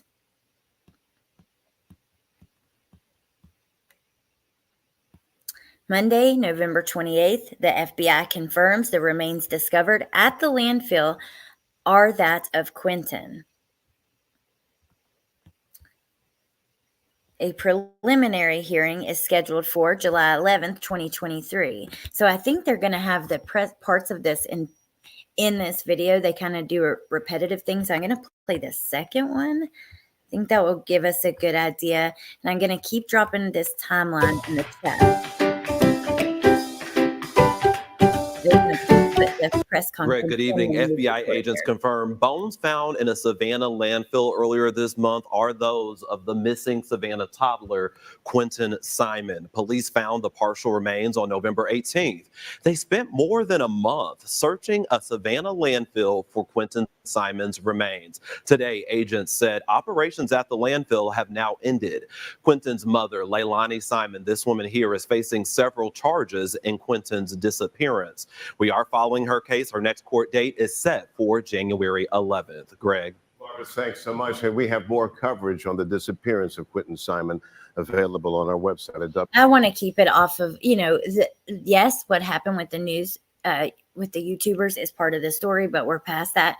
And there's so much, this is much bigger than that. It's about Quentin. That's the whole problem with the shit show circus that was happening outside of there. So let's just try to move along and, keep it about Quentin. So Monday, December 12th, Quentin's grandmother, Billie Jo Howell, is found in contempt of court and sentenced to 10 days in jail. A lot of people had questions about that.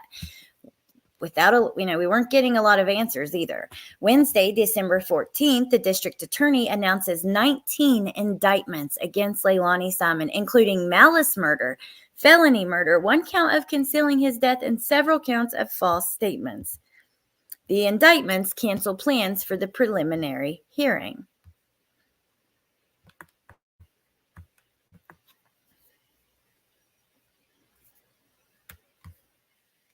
Before you buy floor marking tape, test it out next to Superior Mark. Superior Mark. Well, today, a Chatham County grand jury indicted Leilani Simon with 19 counts in the disappearance and death of her son, Quentin Simon. The 21-year-old went missing 70 days ago. This happened in October. And our Andy Cole takes us through the evidence prosecutors say points to his mother as the accused killer. On Wednesday, Chatham County's district attorney, Shalina Cook-Jones, announced a grand jury indicted 23-year-old Leilani Simon on 19 different counts for the death of her toddler son, Quentin Simon. These are the cases that keep us up at night. These are the cases that deserve justice. The 8-page indictment says that on October 5th, the day Quentin was reported missing, Leilani Simon intentionally beat little Quentin with an object, ultimately killing him. From the beginning of the investigation, the indictment says Leilani lied to investigators time and time again. Leilani first lied when she implied to investigators that Quentin had been abducted. Leilani later lied and said she went to a Chatham County trailer park early on October 5th to meet a friend. In the indictment, Leilani did admit to dumping something at the trailer park, but she lied and said she was throwing away household garbage. According to the indictment, she actually threw Quentin's body into one of these dumpsters, just like trash. Court documents say Leilani told investigators she doesn't remember that. Wow. 3-year-old Simon tried to blame her then boyfriend, Daniel Youngkin. The indictment says she lied, saying Daniel left their Buckholter Road home that October morning. Just a day before Quentin was allegedly killed, the indictment says Leilani met with her drug dealer. She told investigators she was paying off a drug debt, but that too was a lie. According to the indictment, she later lied about being high on an unidentified drug on October 4th, just hours before Quentin's death. District Attorney Cook-Jones is confident in the charges because of the tireless work of local and federal investigators. These men and women work very long hours, turning shifts for 6 weeks straight, working tirelessly and would not quit until Quentin's body was found. Were it not for their tireless efforts, we would not have been able to take the first step on the long road to justice as we have today. In Chatham County, I'm Andy Cole, WJCL 20. I don't think so either, honestly. I'm not sure. So Thursday, January 5th, local news learns that federal investigators still have Quentin's remains, preventing the family from holding a funeral. Monday, January 9th, Leilani Simon's lawyers asked the court to review all Department of Family and Children's Services files related to herself, Quentin, his 2 siblings, their fathers, and her mother, Billie Jo Howe. According to court records, Simon requests an in-camera inspection of the records to ensure she'll receive a fair trial. The hearing is set for January 25th. Leilani Simon was absent from this hearing, where a stand-in judge heard arguments from the prosecutor about media access, why media access should be denied at the murder trial, and the judge did not rule on the matter. The state subpoenas Aspen Dental for its records pertaining to the dental treatment of Leilani Simon from October 1st to October 5th. Also subpoenaed were any journals, diaries, and other writings of Leilani Simon currently in the possession of her mom, Billie Jo. So I think, in my opinion, the dental stuff could have to do with prescriptions. And we do know that a couple weeks later, Billie Jo hands over several notebooks and journals belonging to her daughter. Both prosecutors and defense attorney make their case of why there should be no broadcast or recording of Leilani's trial.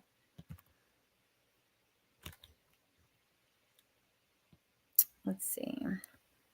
Let's watch this because, well, no, this is just about, Billie Jo showing up in court. I have some more things I want to show you after this. That's why I'm kind of not playing stuff that's not that we've already heard or that we know about. So Leilani's attorney files a petition seeking bond. A bond hearing and arraignment are set for March the 23rd, and she was denied bond and waived a formal reading of the charges against her. She pleads not guilty.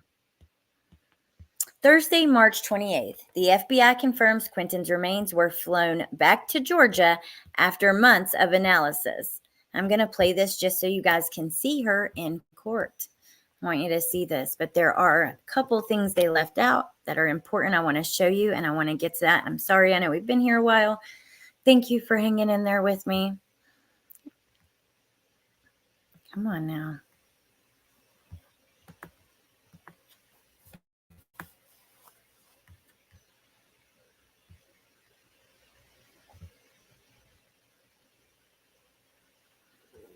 I don't know if you guys can hear me at all because everything's frozen. Let's see.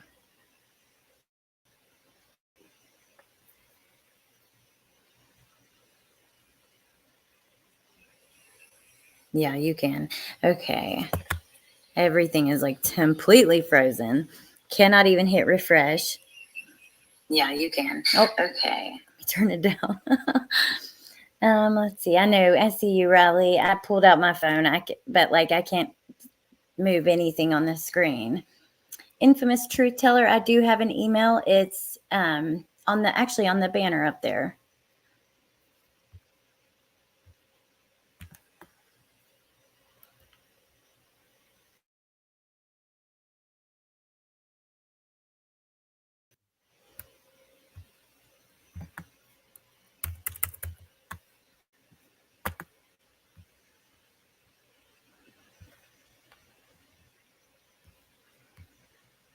Just hang in there with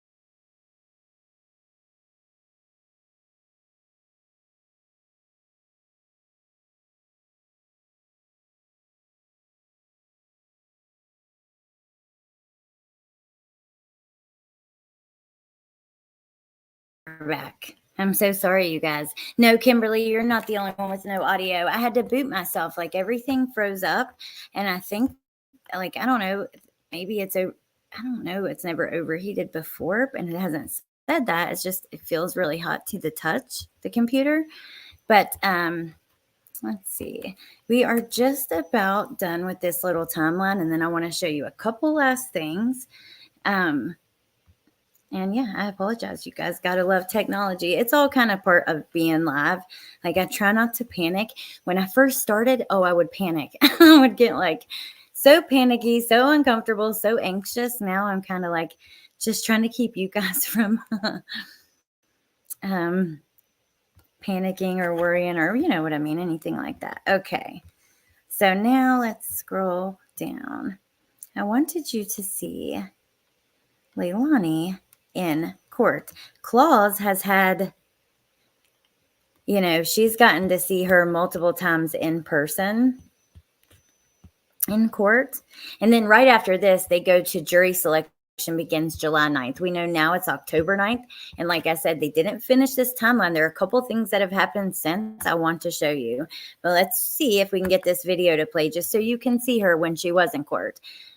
They've also released undisclosed location photos of other court appearances outside of Chatham County and reminded the court that Simon has no felony history. But Judge Stokes wasn't convinced. The court will deny bond based on the risk that she would commit a felony while on bond, and there's risk of flight as well. Simon waived a formal reading of the charges against her, but her lawyers want to have murder charges thrown out. Her attorney said in a filing Monday the grand jury wasn't presented with enough information to make an informed decision. The next step is another motions hearing to learn whether or not this indictment will stand. She is, it's just frustrating, but my goodness, what a beautiful child. Very sad, but I love that little picture of him they showed. Okay, so then we have this article, New York Post exclusive. Leilani Simon moans about tough life in jail ahead of trial for killing infant son and dumping him in trash. And we talked about this at the time. So we talked about all of this stuff actually at the time. But a Georgia mother accused of killing her 1-year-old son, then dumping him in the trash, has moaned about not getting enough TV time and going to bed hungry in jail as her murder trial looms. There's no privacy, even in our cells, because there is a camera, there is no clock. The lights are on 24/7. They took away the colored pencils. She whined to the Post in an exclusive interview via prison email. We are only allowed TV and recreational time for a total of 2 hours a week. This didn't solve the fact that we have nothing to do in our cells beyond reading and tablet use, which can cost money. And since they feed us dinner at 3 or 4 p.m., we go to bed hungry every night when we have snacks in another unit. Simon has been in custody since November 2022. She called 911 on October 5th to report him missing.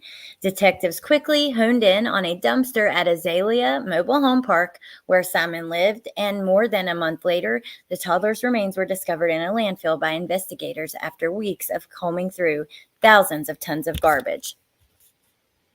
Prosecutors allege Simon beat her son with an object, causing cruel and excessive pain. I'm on protective custody status since I first arrived to receive all the privileges. They decided to house me in medical. In medical, myself and the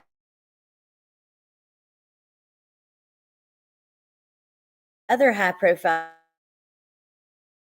help to pass ceiling. Welcome home. Hey, baby, this is going to be your home most likely for a long time. You better get used to it.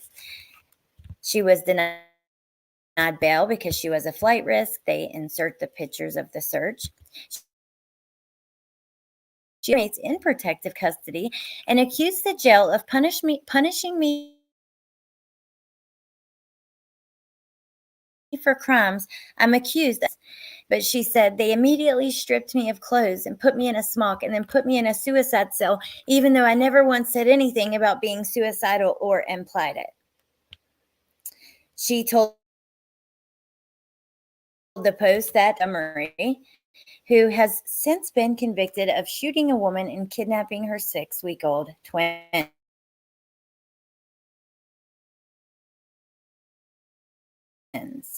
out of solitary confinement. They had me in that cell for 9 days and didn't let me out until my mom went on the news about it. If I'm going to be here, I'd like to be treated like any other PC who get all their privileges the way they're meant to. They get the TV all day, half their lights don't go off entirely. They are dimmed considerably. Most of the officers are very professional, but some, not many, treat us like we are guilty until proven innocent instead of the other way around. Sounds a lot like Letitia.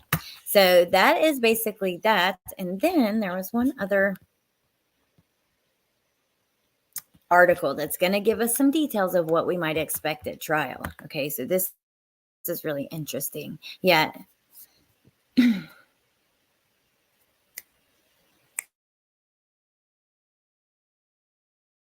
Having a trouble connecting, so if I'm robotic, I really don't know what to do. Can you guys hear me now? Let's see. I'm going to link that.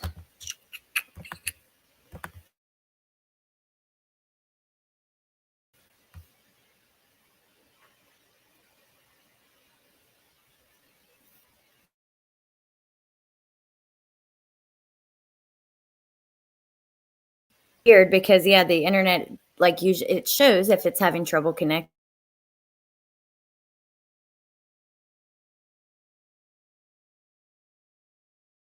I was doing that, and I apologize, but I linked the article in case you missed it.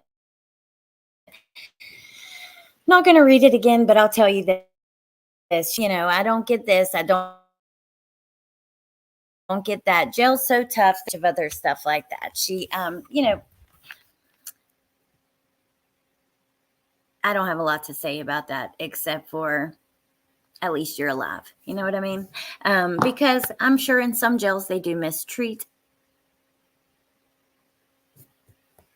the inmates. Let's see.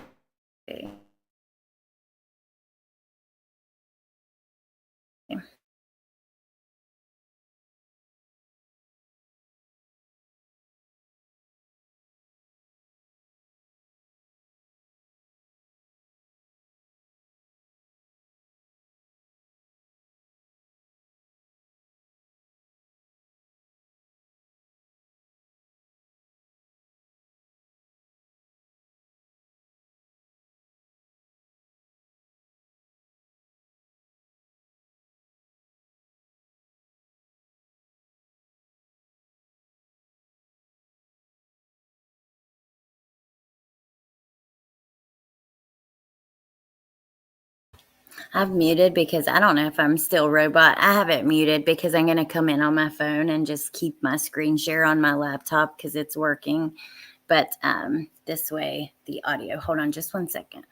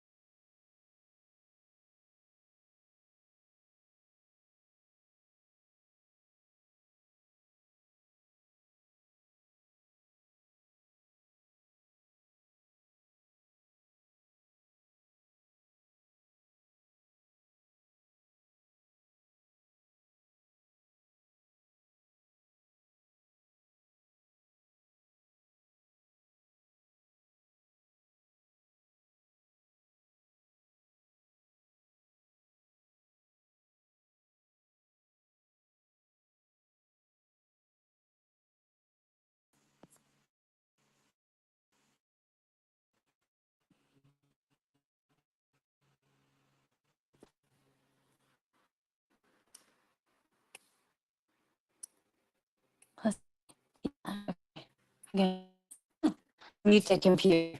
Okay, so screwing with the computer and through the phone. I'm going to make this quick though. Lonnie is complaining about the angel. She sounds like for her either. I'm going to drop that link one more time in the chat so you guys can read it. I mean, at least she's alive.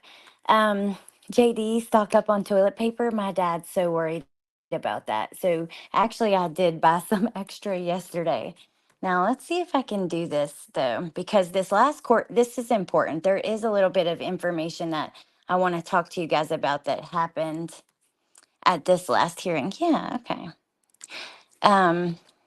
So, lawyers were Businesses arguing. perform better when they put people first. Cintas helps you take care of your employees and the customers they serve. Your dedicated Cintas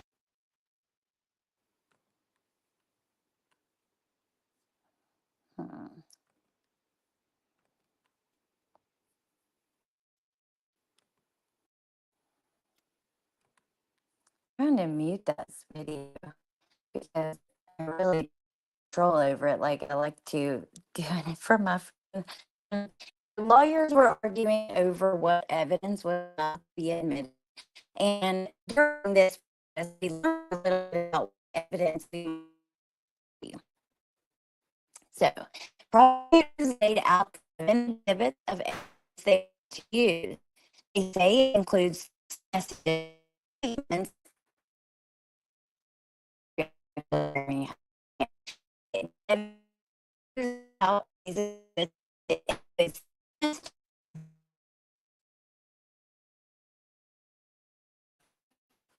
Jesus.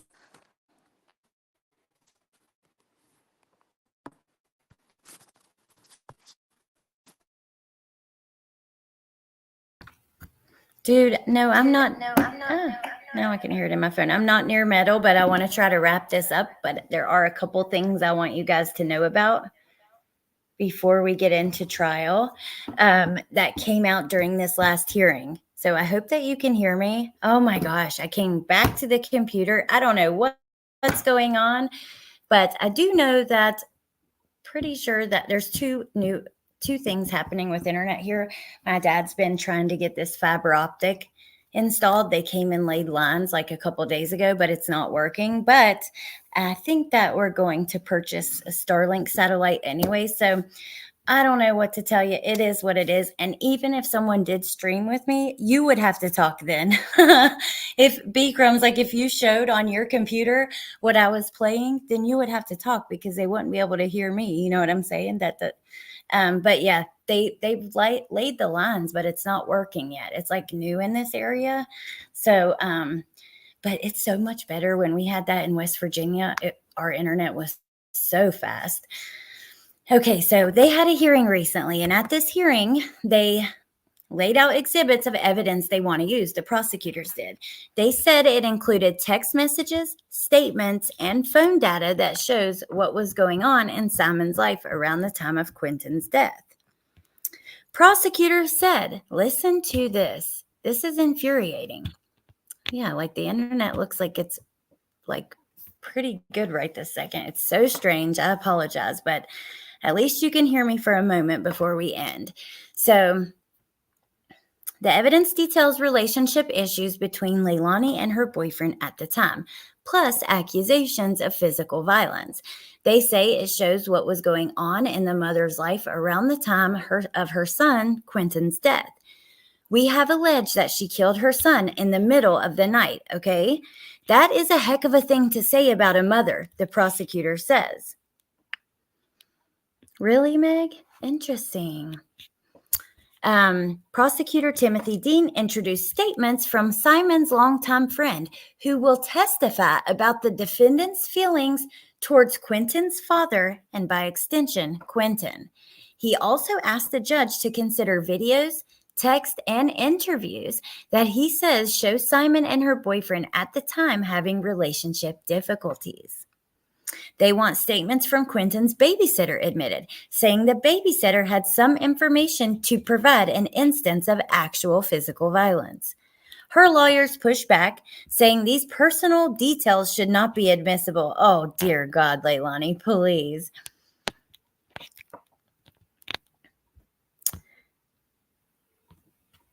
Their state's offering it just to make her look unstable or bad in front of the jury. It has nothing to do with what the state has alleged. Yes, it absolutely does. I'm sorry, I disagree.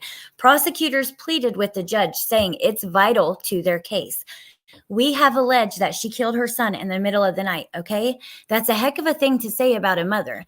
In order to make our case, we need to be allowed to put on evidence of these intrinsic factors, things that were going on in her life at the time, even if some of them might be unsavory or unfavorable to her in one degree or another. The judge didn't make a ruling Friday. However, she did rule just days ago to deny the defense's motion to quash some of the charges Leilani faces.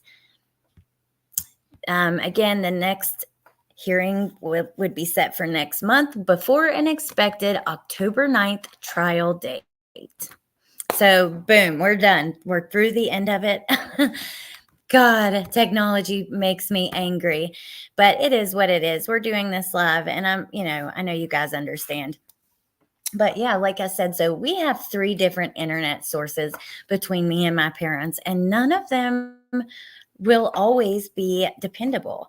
So if the fiber optic would have worked, they came back yesterday, then I probably wouldn't go for Starlink. But because it's still up in the air, and yeah, I think that I'm just going to have to do that. But anyways, I appreciate you guys understanding, and I appreciate you guys letting me know when there is an issue like that or whatever, and anybody who offers to help and all that kind of stuff. Thank you. Like B Crumbs, I appreciate all you guys.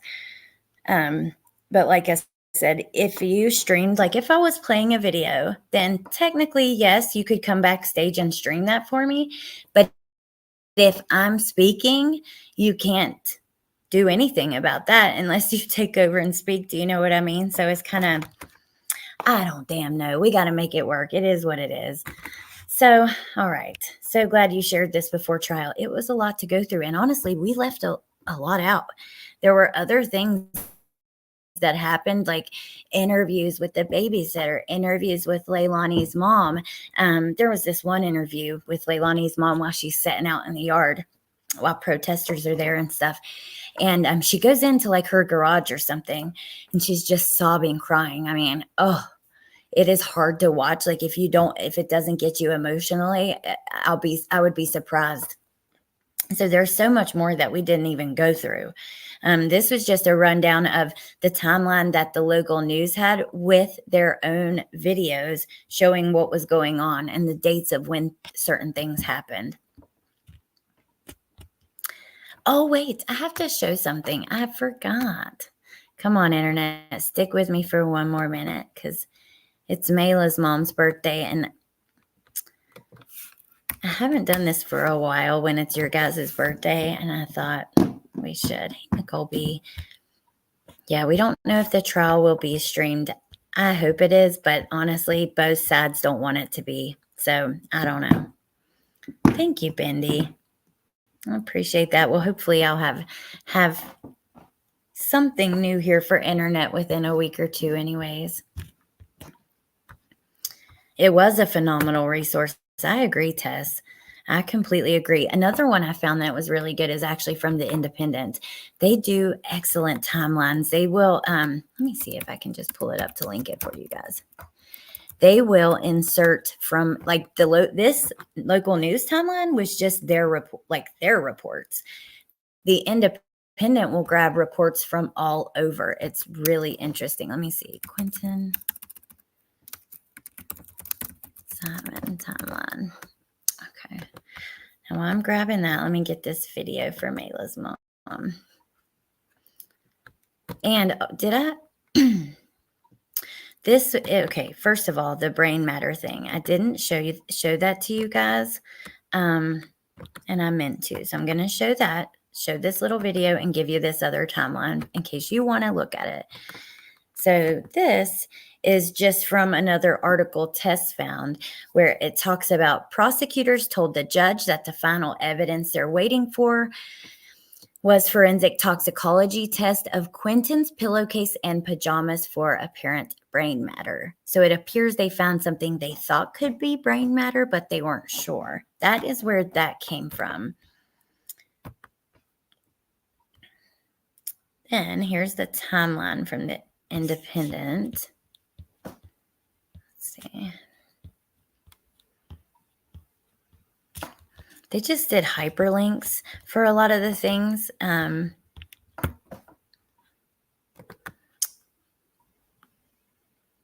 So, this is interesting. At 5:29, the babysitter said she was surprised. So I thought it was at like 8, but here we have clarification on this. And here's the picture of Billy Joe outside of the babysitter's house. The babysitter said she was surprised. Hold on, I don't want this down here. to receive a message on Wednesday morning last week that she would not be needed to look after Quentin and his sibling. I got a text this morning saying they would not be here and would not be babysitting them at 5:29, which was kind of odd because I have them even when she doesn't work. And then I got a text at 9 a.m. saying, have I seen Quentin? I immediately go to their house. I try to help them look, but they didn't want that. So I've just been waiting around like everyone else. So this is another timeline with a lot of information. Instead of us going through it, I'm just going to drop it to you right now in the chat. And then, hold on, because I'm looking for this for Mayla's mom.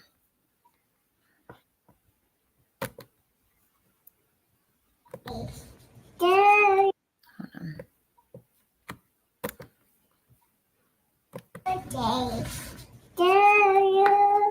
Happy birthday. Happy birthday.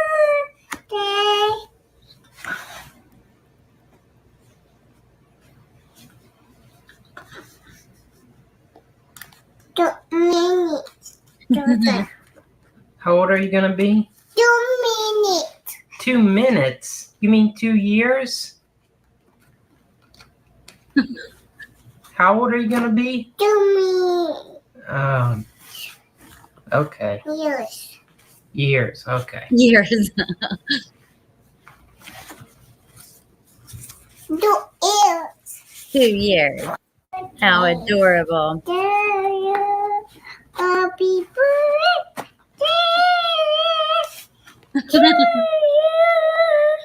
Happy birthday. Okay, so malice murder in Georgia. Let me see.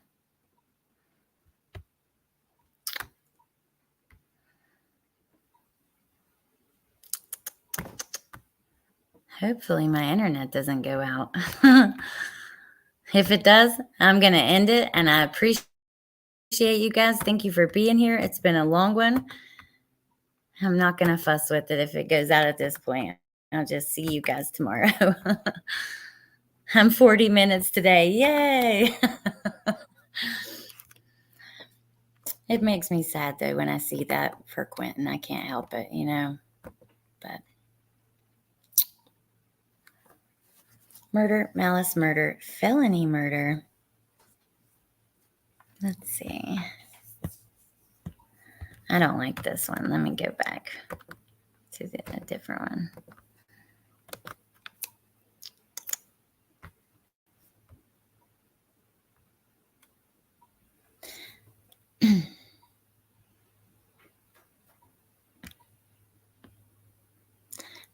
A malice murder charge is the most serious murder charge in the state of Georgia, and the felony murder sentence can carry a sentence of life imprisonment with Fox Atlanta 5 did an article on it. Wait, it's loading, so I can give you the. This was an article that came out during Ahmaud Arbery's murder, like the trial for the people who killed him.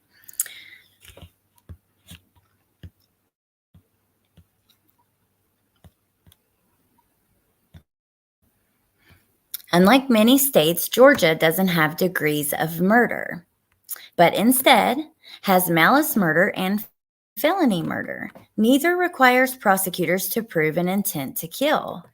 According to Georgia state law, felony murder is when, in the commission of a felony, he or she causes the death of another human being, irrespective of malice. For example, felony murder applies when someone has no plans to kill intentionally, commits another felony, and the person dies as a result. Malice murder is when a person unlawfully and with malice I cannot say that word, aforethought, either express or implied, causes the death of another human being according to law. Express malice is the deliberate intention unlawfully to take the life of another human being, which is manifested by external circumstances capable of proof. Meanwhile, malice is implied where no considerable provocation appears and where all the circumstances of the killing show an abandoned and malignant heart. A malice murder charge is the most serious murder charge in the state of Georgia, and like a felony murder sentence, can carry a sentence of life imprisonment without the possibility of parole, life imprisonment with the possibility, without the possibility, or the death penalty. So very interesting. Similar to first-degree murder,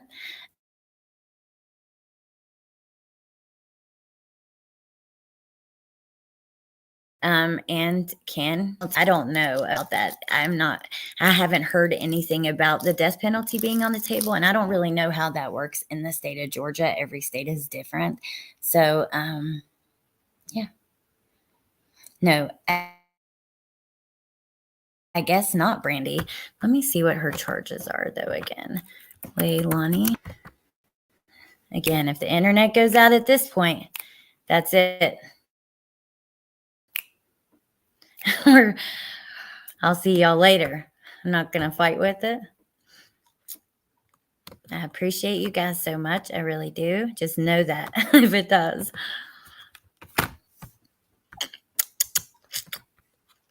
Including malice and felony murder. She's charged with both. Okay, so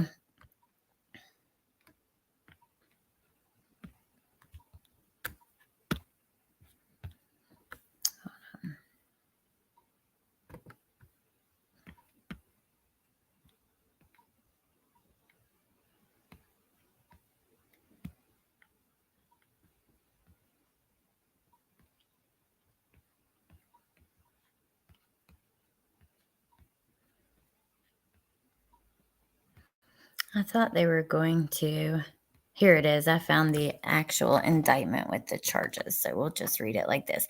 So count 1, malice murder. Count 2, felony murder. Count 3, felony murder. Count 4, concealing the death of another. Count 5, false report of a crime. Count 6, making a false statement. Count 7, making a false statement. Count 8 and 9, making a false statement. Count 10, 11, 12, 13, and 14, and 15, making a false statement. Count 16 and 17 and 18 as well, making a false statement. Oh my gosh, I went to the Red Cross. Come on now. I'm struggling, y'all. I'm ready to go eat and get ready for parent-teacher conference. Skinny, thank you for joining. I appreciate that so much. And let's see, was count 19 also making a false statement? I would assume so, but let's just double check so we have the facts.